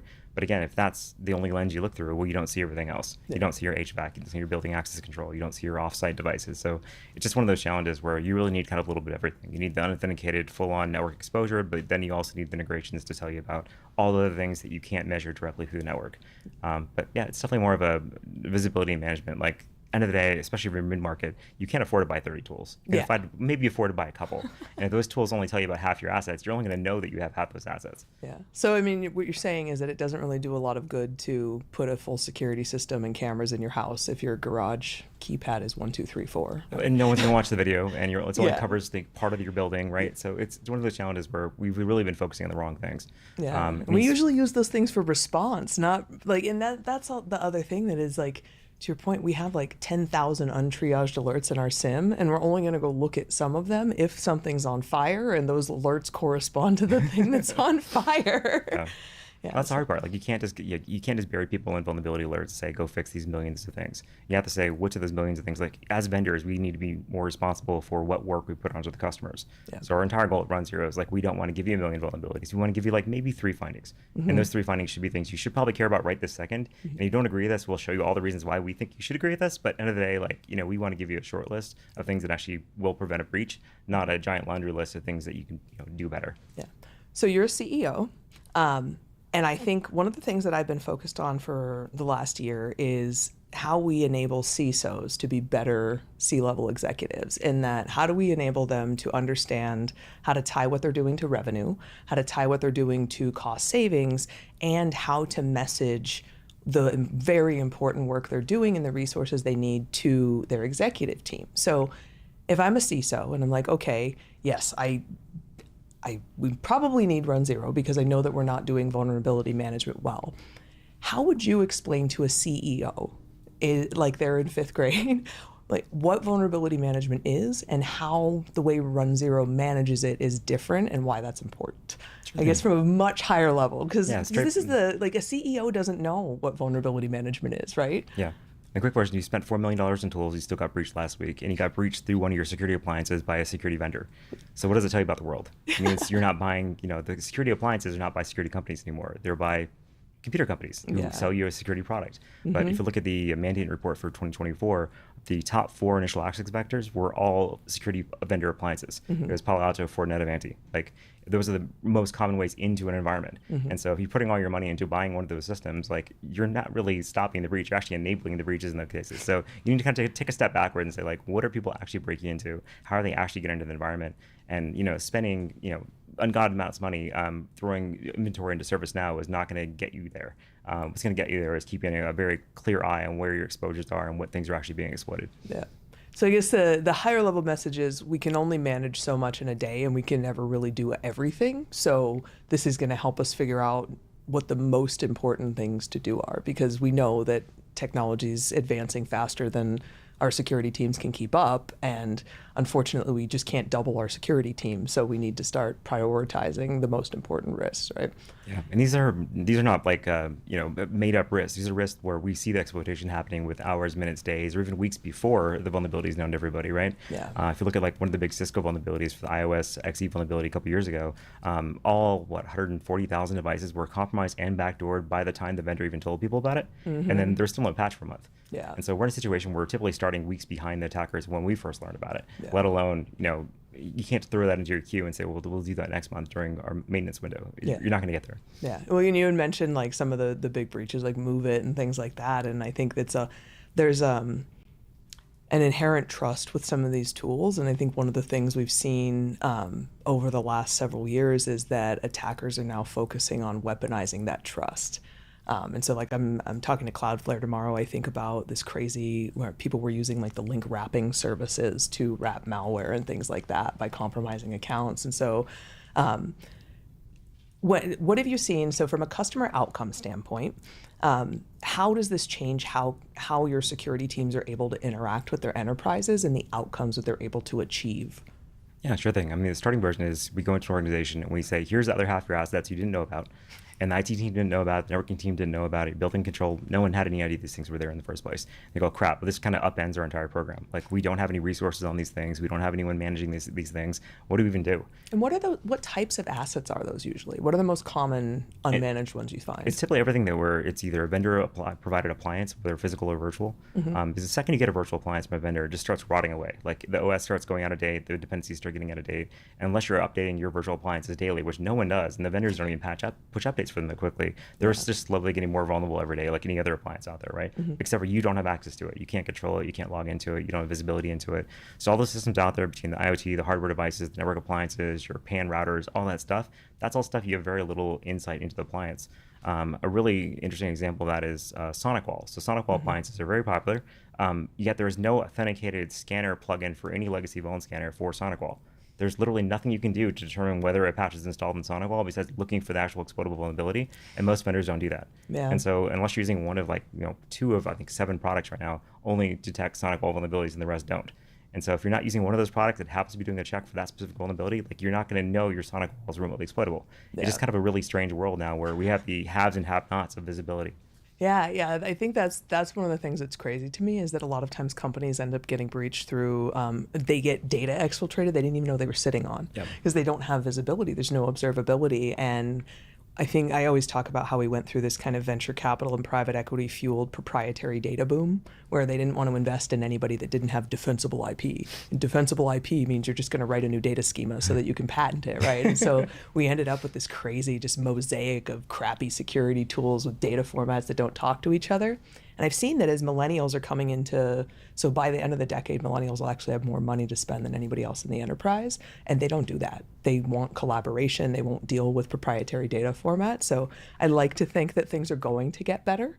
What do you have going on at BlackHat? How can people find you? What are you looking forward to? Sure, tons. It's been fun. So I was on a panel earlier yesterday talking about startup funding and how you bootstrap. As we bootstrap for the first few years, then raise money. So we got to see kind of both sides of the coin a little bit. 2 days ago, we gave a talk at B-Sides about kind of my favorite pen test tricks, like how you break into stuff and things that are just ways that are really difficult to protect against. And all my favorite toys, like weird DNS hacks, things like that to get into stuff.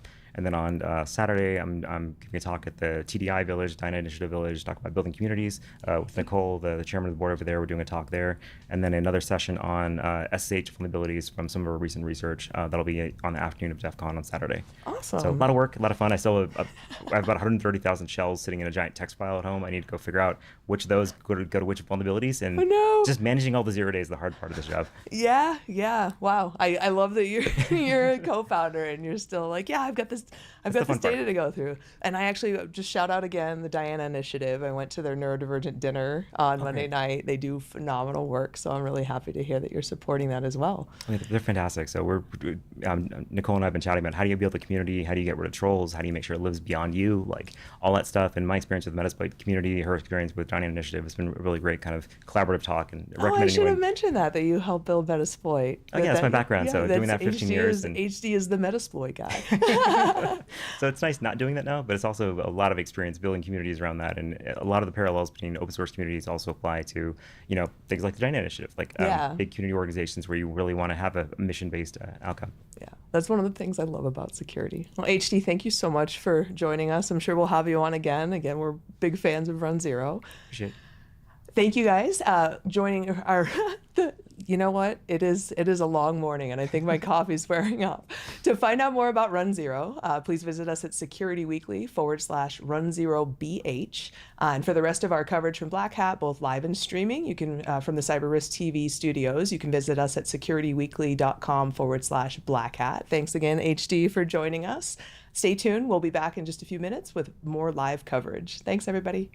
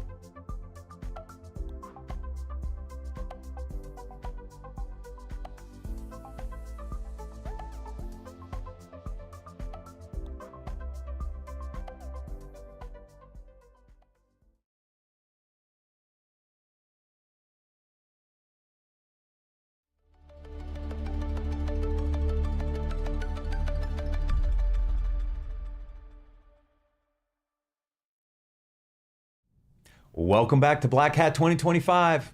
It's day 2. We're still here recording live from the CyberRisk Studio at Mandalay Bay in lovely, hot Las Vegas, Nevada. Smoke's a little better today, but it's still a little hazy. I'm your host, Matt Alderman, and joining me for this interview segment is Rohit Dhamankar. He is the Vice President of Product Strategy at Fortra. Welcome, Rohit. Hey, thank you. Thank you for having me. I've had your boss on before. I love John. We've had a lot of great conversations. It's a pleasure to have you on. We're going to talk about offensive security. Why? What's going on with offensive security? Why is it now becoming more of a hot topic? I had a conversation about this yesterday, actually. You know, whenever anything becomes a hot topic in security, usually there is some kind of compliance push behind it. It is a sad thing, in a sense, but that's what is happening. The compliance is now pushing offensive security as an essential part of, regulatory compliances through multiple different channels. So once it becomes a mandate and a regulatory requirement, like, I don't know, say vulnerability management, now a bunch of people start to build companies around it. But you guys already have capabilities here, obviously, in this space. What's driving the need for this to be embedded into regulations? I think, first of all, let me tell you that, and you have been in this industry for a while, when something comes to a regulatory compliance, it's a little too late already, the need for it. Mm-hmm. And let me give you an example. Earlier this year, we had the new PCI DSS 4.0 emerge. And it said you have to protect client-side scripts now with PCI DSS compliance. But if you remember, there were MageCart attacks that were 6 years before. So the need for having that really across the board was almost 5 to 6 years ago. Right. And it takes a while, and I'm not dinging here any compliance standard, but it takes a while for it to get into the regulatory compliance. So I think in the first place that the offensive security needs are a must today. And they are getting attention, of course, now with more regulatory compliances. And again, not just in the US, this is across the globe. So you have compliances in UK, compliances actually in EU, compliances in Asia that are driving this need. Got it. Now, offensive security, people think of penetration testing and red teaming. They're not exactly the same. So are those the two kind of components that are they specifically mandated that way? Like you have to do annual pen testing or quarterly pen testing and you need to do red teaming? Is it one or the other? So I think pen testing has been a part of some of the compliances, and now red team is getting on the bandwagon as well. Got it. There is a difference between the two. And if you think about pen testing, they are more like logs. So it's like testing your logs, right? So people go and deploy lots of security controls across their entire environment, as you know. And now the need is growing because now there's a lot more cloud, SaaS, etc. So there are security controls all over the place. Pen testing is testing those controls. Are they working or not? Right. However, red teaming is completely different from that. It is attacking the environment with an attacker's mindset. And as we were just talking about before we started the interview, this is such an asymmetric thing that the attackers have to find one small hole to get in. And so the red teaming exercises are meant for really simulating the actual attack the way they happen. Right. They're not just testing your logs. They're testing actually how you get in. Right. Can I move laterally? Can I get somewhere else? Can I get another foothold, Correct. etc.? Exactly. Yeah. And so they're testing the entire sort of kill chain in the process. And the beauty of it, in a sense, is so far, if you look at it, the security industry and especially the auditors, we all survived on hope. And by hope, I mean, people said, yeah, I have my security controls in place. My environment is secure. I have this firewall. I have that next generation technology across the board, et cetera, et cetera. And there was no proof given to saying, okay, does it really work? Does it really work at the time of need, right? And so when you think about now the pen testing, red teaming, the offensive security as a whole, that's the equation it's bringing. So your auditors can ask you saying, okay, you're telling me your security controls, your defensive controls are in place. Show me the proof that they are working. Yeah. Show me that you have done something about it to know their efficacy. But quarterly or annual pen testing isn't enough. So I've seen this emergence of continuous penetration testing, right? And so we've seen this from a few different vendors in the space because things are changing every single day, actually multiple times a day. If we think about where we are with DevOps and how applications are deployed and where our assets are all over the place, things are constantly changing. So how do you speak towards this concept and need for continuous penetration testing? And then I want to go into the red teaming side a little bit, but how important is it to test often? So I think in today's environment, and especially, as you mentioned, there are code changes that are happening like multiple times a day, you know, the continuous part becomes very important. But at the same time, I don't want to overwhelm people with that need saying, oh, I need to do continuous now. So it's like, as you know, security, basically there is a maturity curve. You start with something, you kind of track your strategy, make sure that everybody's aligned on that strategy, including your board. They understand what the risks from that strategy are, and then you mature. And so to me, if somebody is not really doing the pen testing or red teaming today, start there, right? I mean, at least do twice a year, 4 times a year, whatever your frequency is. And then you evolve your system, evolve your processes, people, to doing the more continuous approach. But continuous approach in my mind is necessary today. Very much, again, a necessary thing. Although, again, a lot of these compliance and regulatory mandates will not say such a thing. No, they're probably going to say annual or quarterly or in whatever. In 5 years, they might say that. Yeah, they might. Maybe we get them to continuous. So now let's talk about the nuances of red teaming, because red teaming now requires people in the mix, right? And so people are taking the data, they're traversing the network, they're figuring out the moves.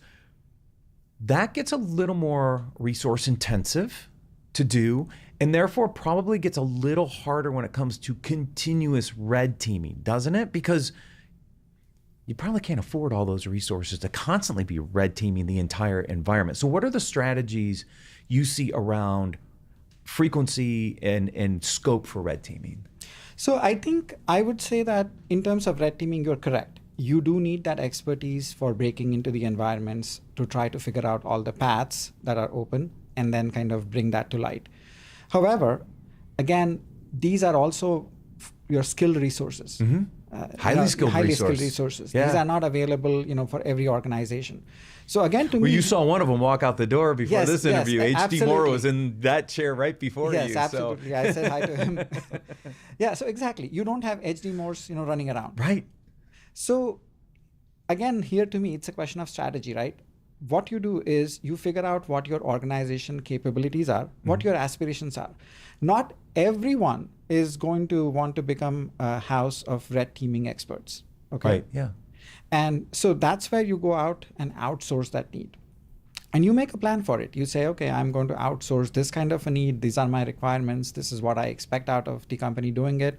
And then you figure out eventually, do you want to absorb that capability in-house, just depending on your need. Yeah, right. Like if you're one of those software vendors who's releasing software very frequently, maybe that need is right, inside your organization to break that software before it goes out. Yeah. So I heard this term yesterday, vibe red teaming, which was an interesting term. I hadn't heard it before, but the concept was, how do you leverage AI in your red teaming exercises to help accelerate some of these tests? What do you think about that? Is that a viable strategy for people, is to use some of these AI capabilities to help kind of build out your red teaming capabilities at higher scale? Yeah, I was waiting for the AI word. It's 10 minutes too late into the conversation, right? We're only 9 minutes in, so we're good. Yeah, okay. So yes, I think the AI can be leveraged, again, for this automated purpose that we are talking about. Right. Because people have been doing vulnerability management for a long time, right? Yeah. And one of the major things of vulnerability management, the outcomes, needs to be saying, how do I prioritize my patches? Whether they are actual patches, whether you're doing virtual patching through any other mechanism, right? And now the AI, right, it can learn these vulnerabilities if you have access to the right kind of, exploit testing tools. Right. Let's start with pen testing the first, Right. You can go and automate it, saying that, okay. Automate the payload creation, right? Exactly. The vulnerability is discovered, Yeah. the exploit goes out, figures out if the system is vulnerable, reports back. And so you basically get a map in your environment of something that's really vulnerable that it's attackable, exploitable, etc. And that can kind of, the AI can then drive saying that, okay, here's what you need to do in terms of actions. Right. Okay. So Good. it is very much, and the same thing can be done even in terms of the actual building of red teaming tools, etc. Right. Yeah. So let's talk purple teaming for a second, because there's also been this movement about these red team, blue team combinations, and I'm seeing this evolution of even like these purple teaming platforms, right, where they can collaborate with each other. So you've got the offensive folks, red doing the red teaming exercises in coordination with the defenders on the blue teaming side. Where are we when it comes to, like I said, I've seen these kind of platforms start to come up, but then I haven't heard much about them lately. Is purple teaming still a thing? Yes, I mean, purple teaming is still a word. I mean, it is still a culture that we really need to kind of embrace. Okay. Right? Yeah. And why I say it's a culture, right? It's because, again, as I said, the industry, we have lived on the blue side for a long time. Yes. We have had, vulnerability management and a host of defensive controls for many, many years, right? Yeah.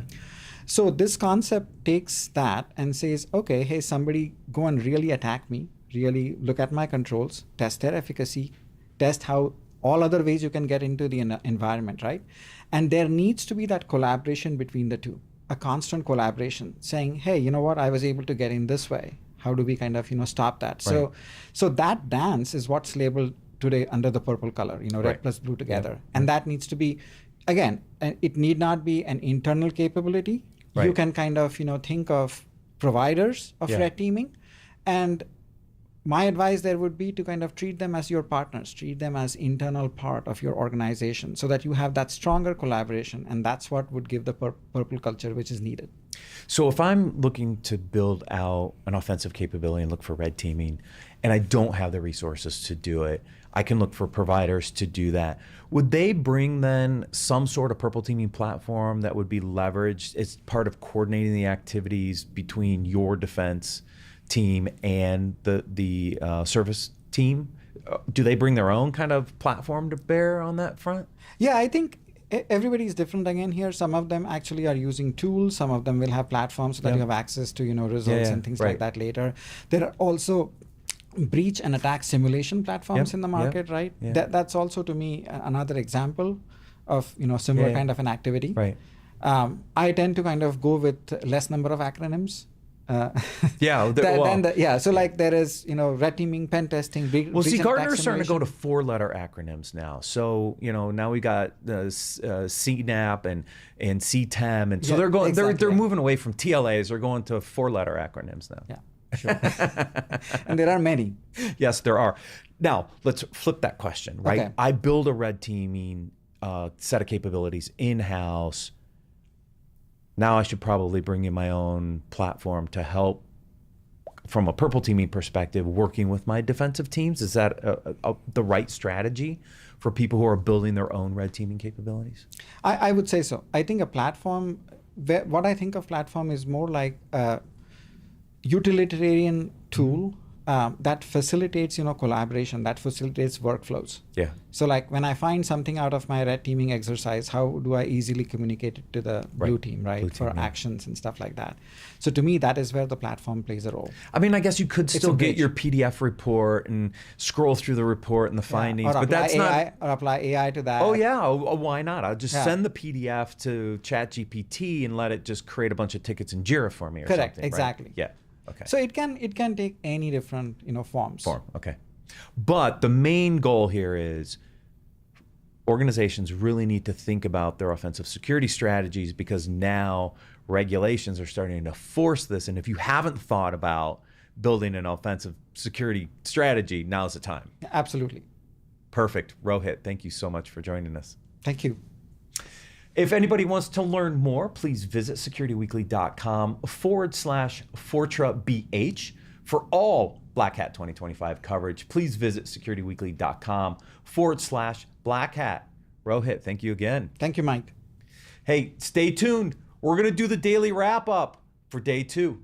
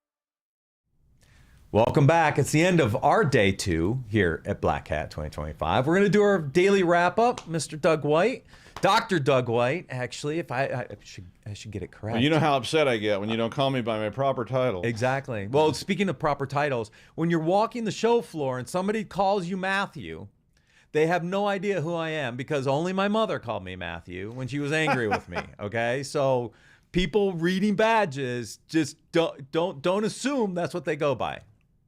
We're giving away Security Weekly pepper spray you can take to try to find your way through the main ballroom floor. All right, so I do want to talk about the show floor here in a second. Any interesting topics today, first from an interview perspective? Yeah, I was talking to somebody about intel, like threat intel stuff. Yeah.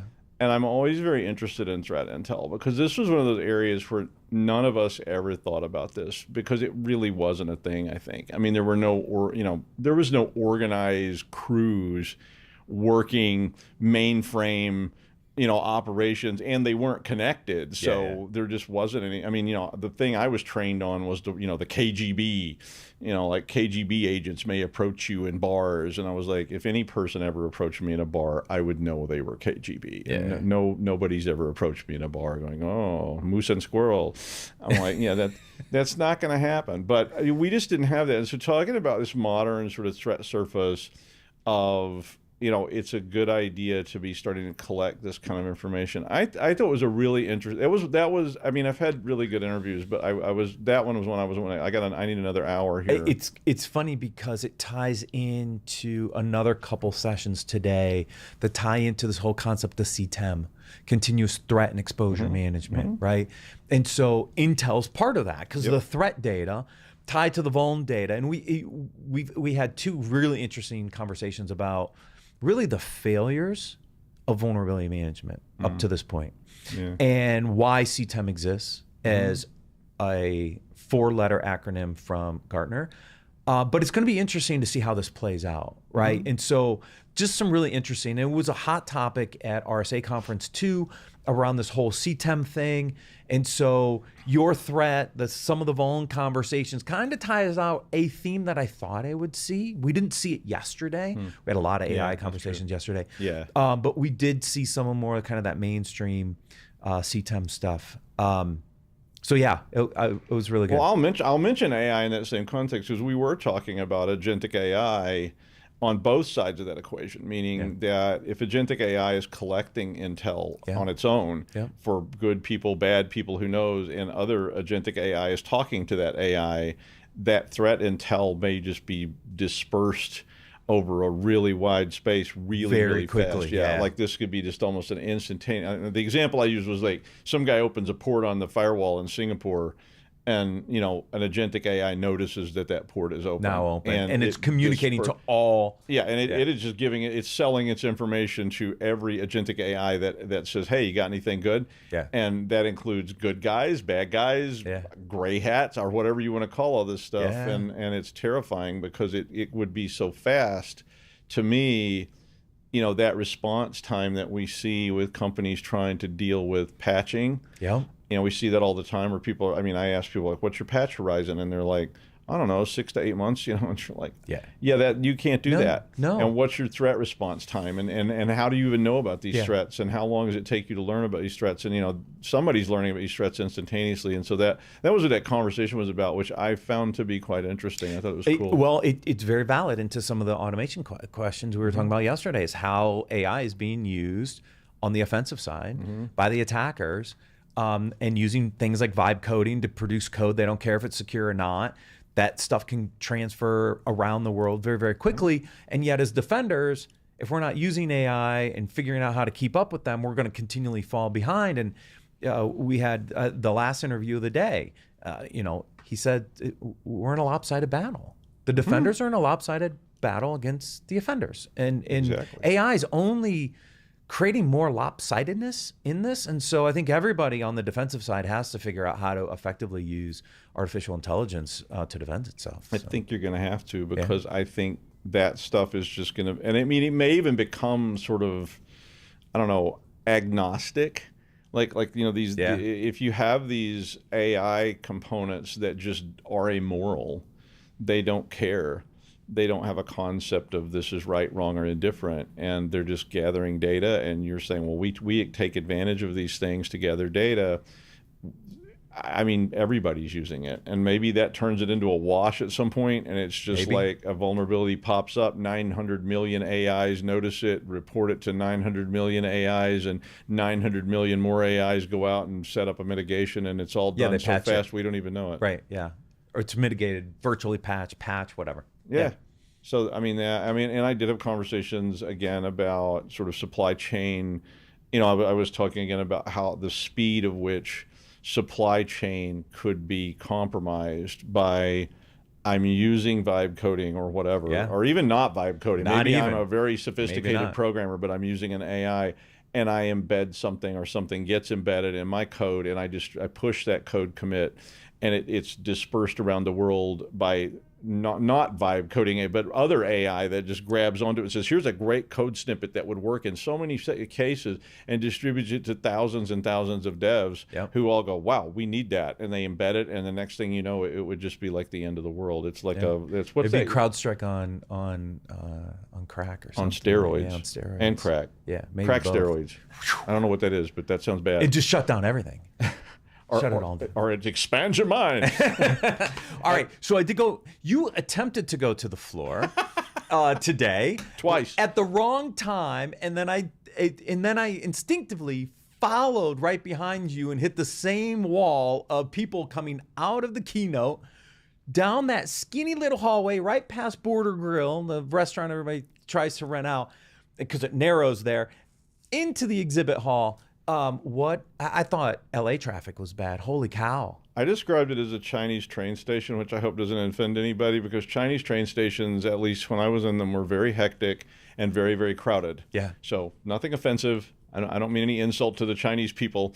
But it was crazy. I love you, but you know, Chinese train stations could be. I learned that the first time I was ever in a Chinese train station. I was by myself. I went in this train station to catch the train to this other place. And literally, there's like thousands of people standing around, and they just read the numbers out on a loudspeaker, and you can't go into the building until they read your number. And, you know, I was listening to the numbers in Chinese, and they're reading, and my train was, I don't know, like 324 or something. Is they, you know, and I'm listening, and all of a sudden I hear the number, and this woman next to me grabs all these bags and starts running, and I was like, oh hell! And so I started running too, and like, you know, these people are shoving, and it was crazy trying to get through there, but it was like that. It was like that today, and now I know why. So I finally get to the business hall after I felt like a salmon swimming upstream. So we get to the exhibit hall, the business hall. They call it business hall here. It is massive. It is absolutely massive. So I haven't been here in a couple of years. You haven't been here in a few more years than that. Yeah, it was a while. So I think my last one was 22. So haven't been here for at least 2 years. In 22, we were still recovering from COVID. And I remember walking in that year, and the front booths were kind of pushed back, and the left side, nobody was there. It was small. And for not being here for 2 years, holy cow, I walk in and boom, the booths are right on top of you. Qualys is front and center. I hadn't seen Qualys at a conference for a while because they weren't doing some of the bigger conferences. They still don't do RSA conference. So it was really intriguing, right?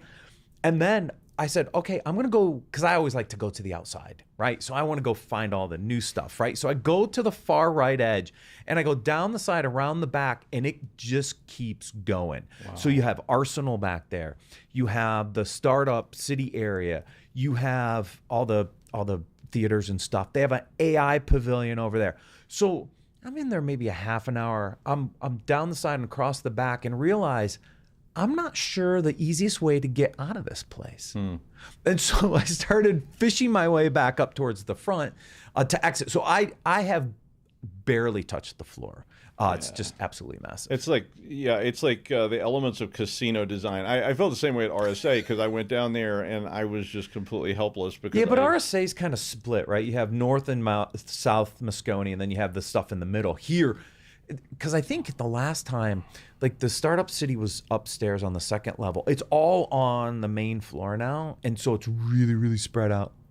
Yeah, I mean, I always try to go see the startups because it Yeah. is interesting to see startups. Yeah. I mean, and sometimes it's like they get seedier and seedier the further Yeah. they get poorer and poorer the further you get away from Well, the they're little beginning. booths. So you're they're finally like- there's like a guy in a trench coat going, "Hey, you need crypto? Like I got crypto. Man. I got like two kinds right here. Like Pick one. You got quantum? Yeah. Oh hell no, man. I don't have quantum. No way, man. Funny. But go on down there. There's a guy down around the corner. He's got quantum. Yeah. So the other thing I notice is when you go to the edges, you got a lot of the startups out there, right?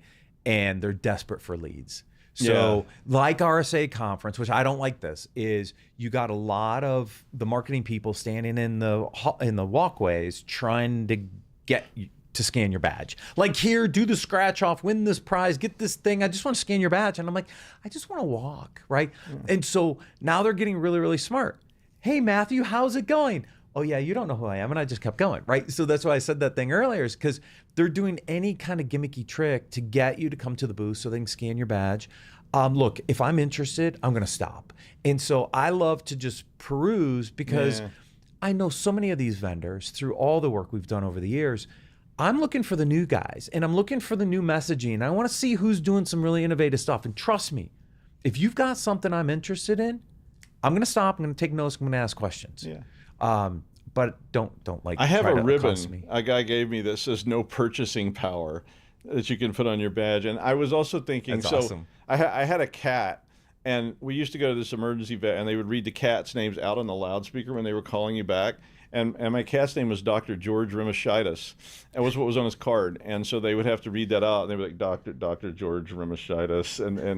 And Rimaschitis is an unusual name, but there it was kind of, people had heard of it at least. But I was thinking about getting a fake badge with like some really weird, hard to pronounce. Because I have one that came from an old presentation that it's like, it's the linotype initialization letters, so it doesn't make any sense. And so you can't pronounce it. And the title of the talk was, "It's pronounced Ethan Allen." And I was going to take that and walk around down there and then see if they would, try to go, I address can't you. say your name. Is it Klingon? And Right. Yes, it is Klingon. Actually, that's pretty funny. yeah, you got to have fun. I mean, you got to have fun on the floor. But yeah, I like to just walk around. But I will say that you do feel like you're walking through like, a meat market or something. Yeah, and, it's true. And A couple other things. Okay. So, interesting booth locations this year. So, H.D. Moore was here, was sitting in that seat. Jackie interviewed him. Their booth is in Mandalay Bay. It's not on the show floor. It's as you're walking down that hallway, they're off there on the left. It's an experimental booth, and it sticks out. There's several of them, and they Yeah. were setting up more. They were actually setting up several more because I think it was Rapid Sevens that said like Rapid Seven well, no, knows they what's were cooking. they or had something. Border Grill, so they were renting out Border Oh, it was Grill just, that today. was for the grill. Okay, But well, their actual booth is not on the show I floor. saw several and booths like that's that. really interesting because when I just talked about how expansive the show floor is, look, you go in there, you'll get lost. I'm just telling you, you're going to be wandering I didn't around even there. make it. Right, and not figure out where you are, but then you're walking there, and all of a sudden you see a white Yeti standing there, and it's the runZero booth, and you're like, "That's cool." Like that sticks That's out. the booth I'm trying to find. That's memorable. It's memorable. I've got to find that booth, and it's not in the main floor. It's out. It's out in the hallway. It's as you're going towards the steak place. Right. As you're heading toward that corridor on the left, the booth is sitting I've right had there. 2 failed recon missions today. The first one failed because I ran into the wall of people, and I just didn't have enough time. I mean, I was getting ready to like, okay, let's go. We're gonna go. I'm gonna fight my way through here. I'm just gonna pretend it's subway at rush hour. I'm getting on that train. Doesn't matter. But then I was like, there's no way. Even if I get in, I'm not gonna have time to find anything.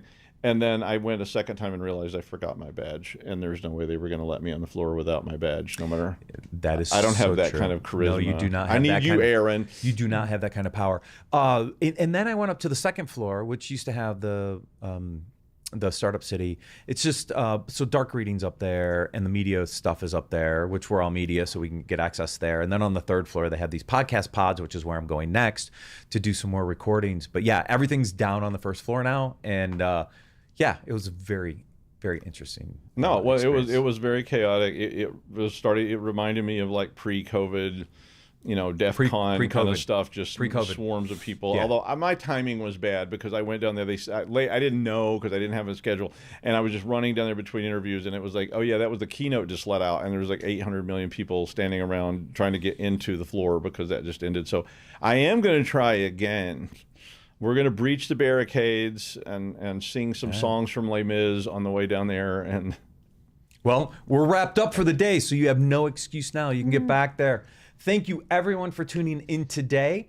We're live tomorrow for our last day of coverage at BlackHat 2025.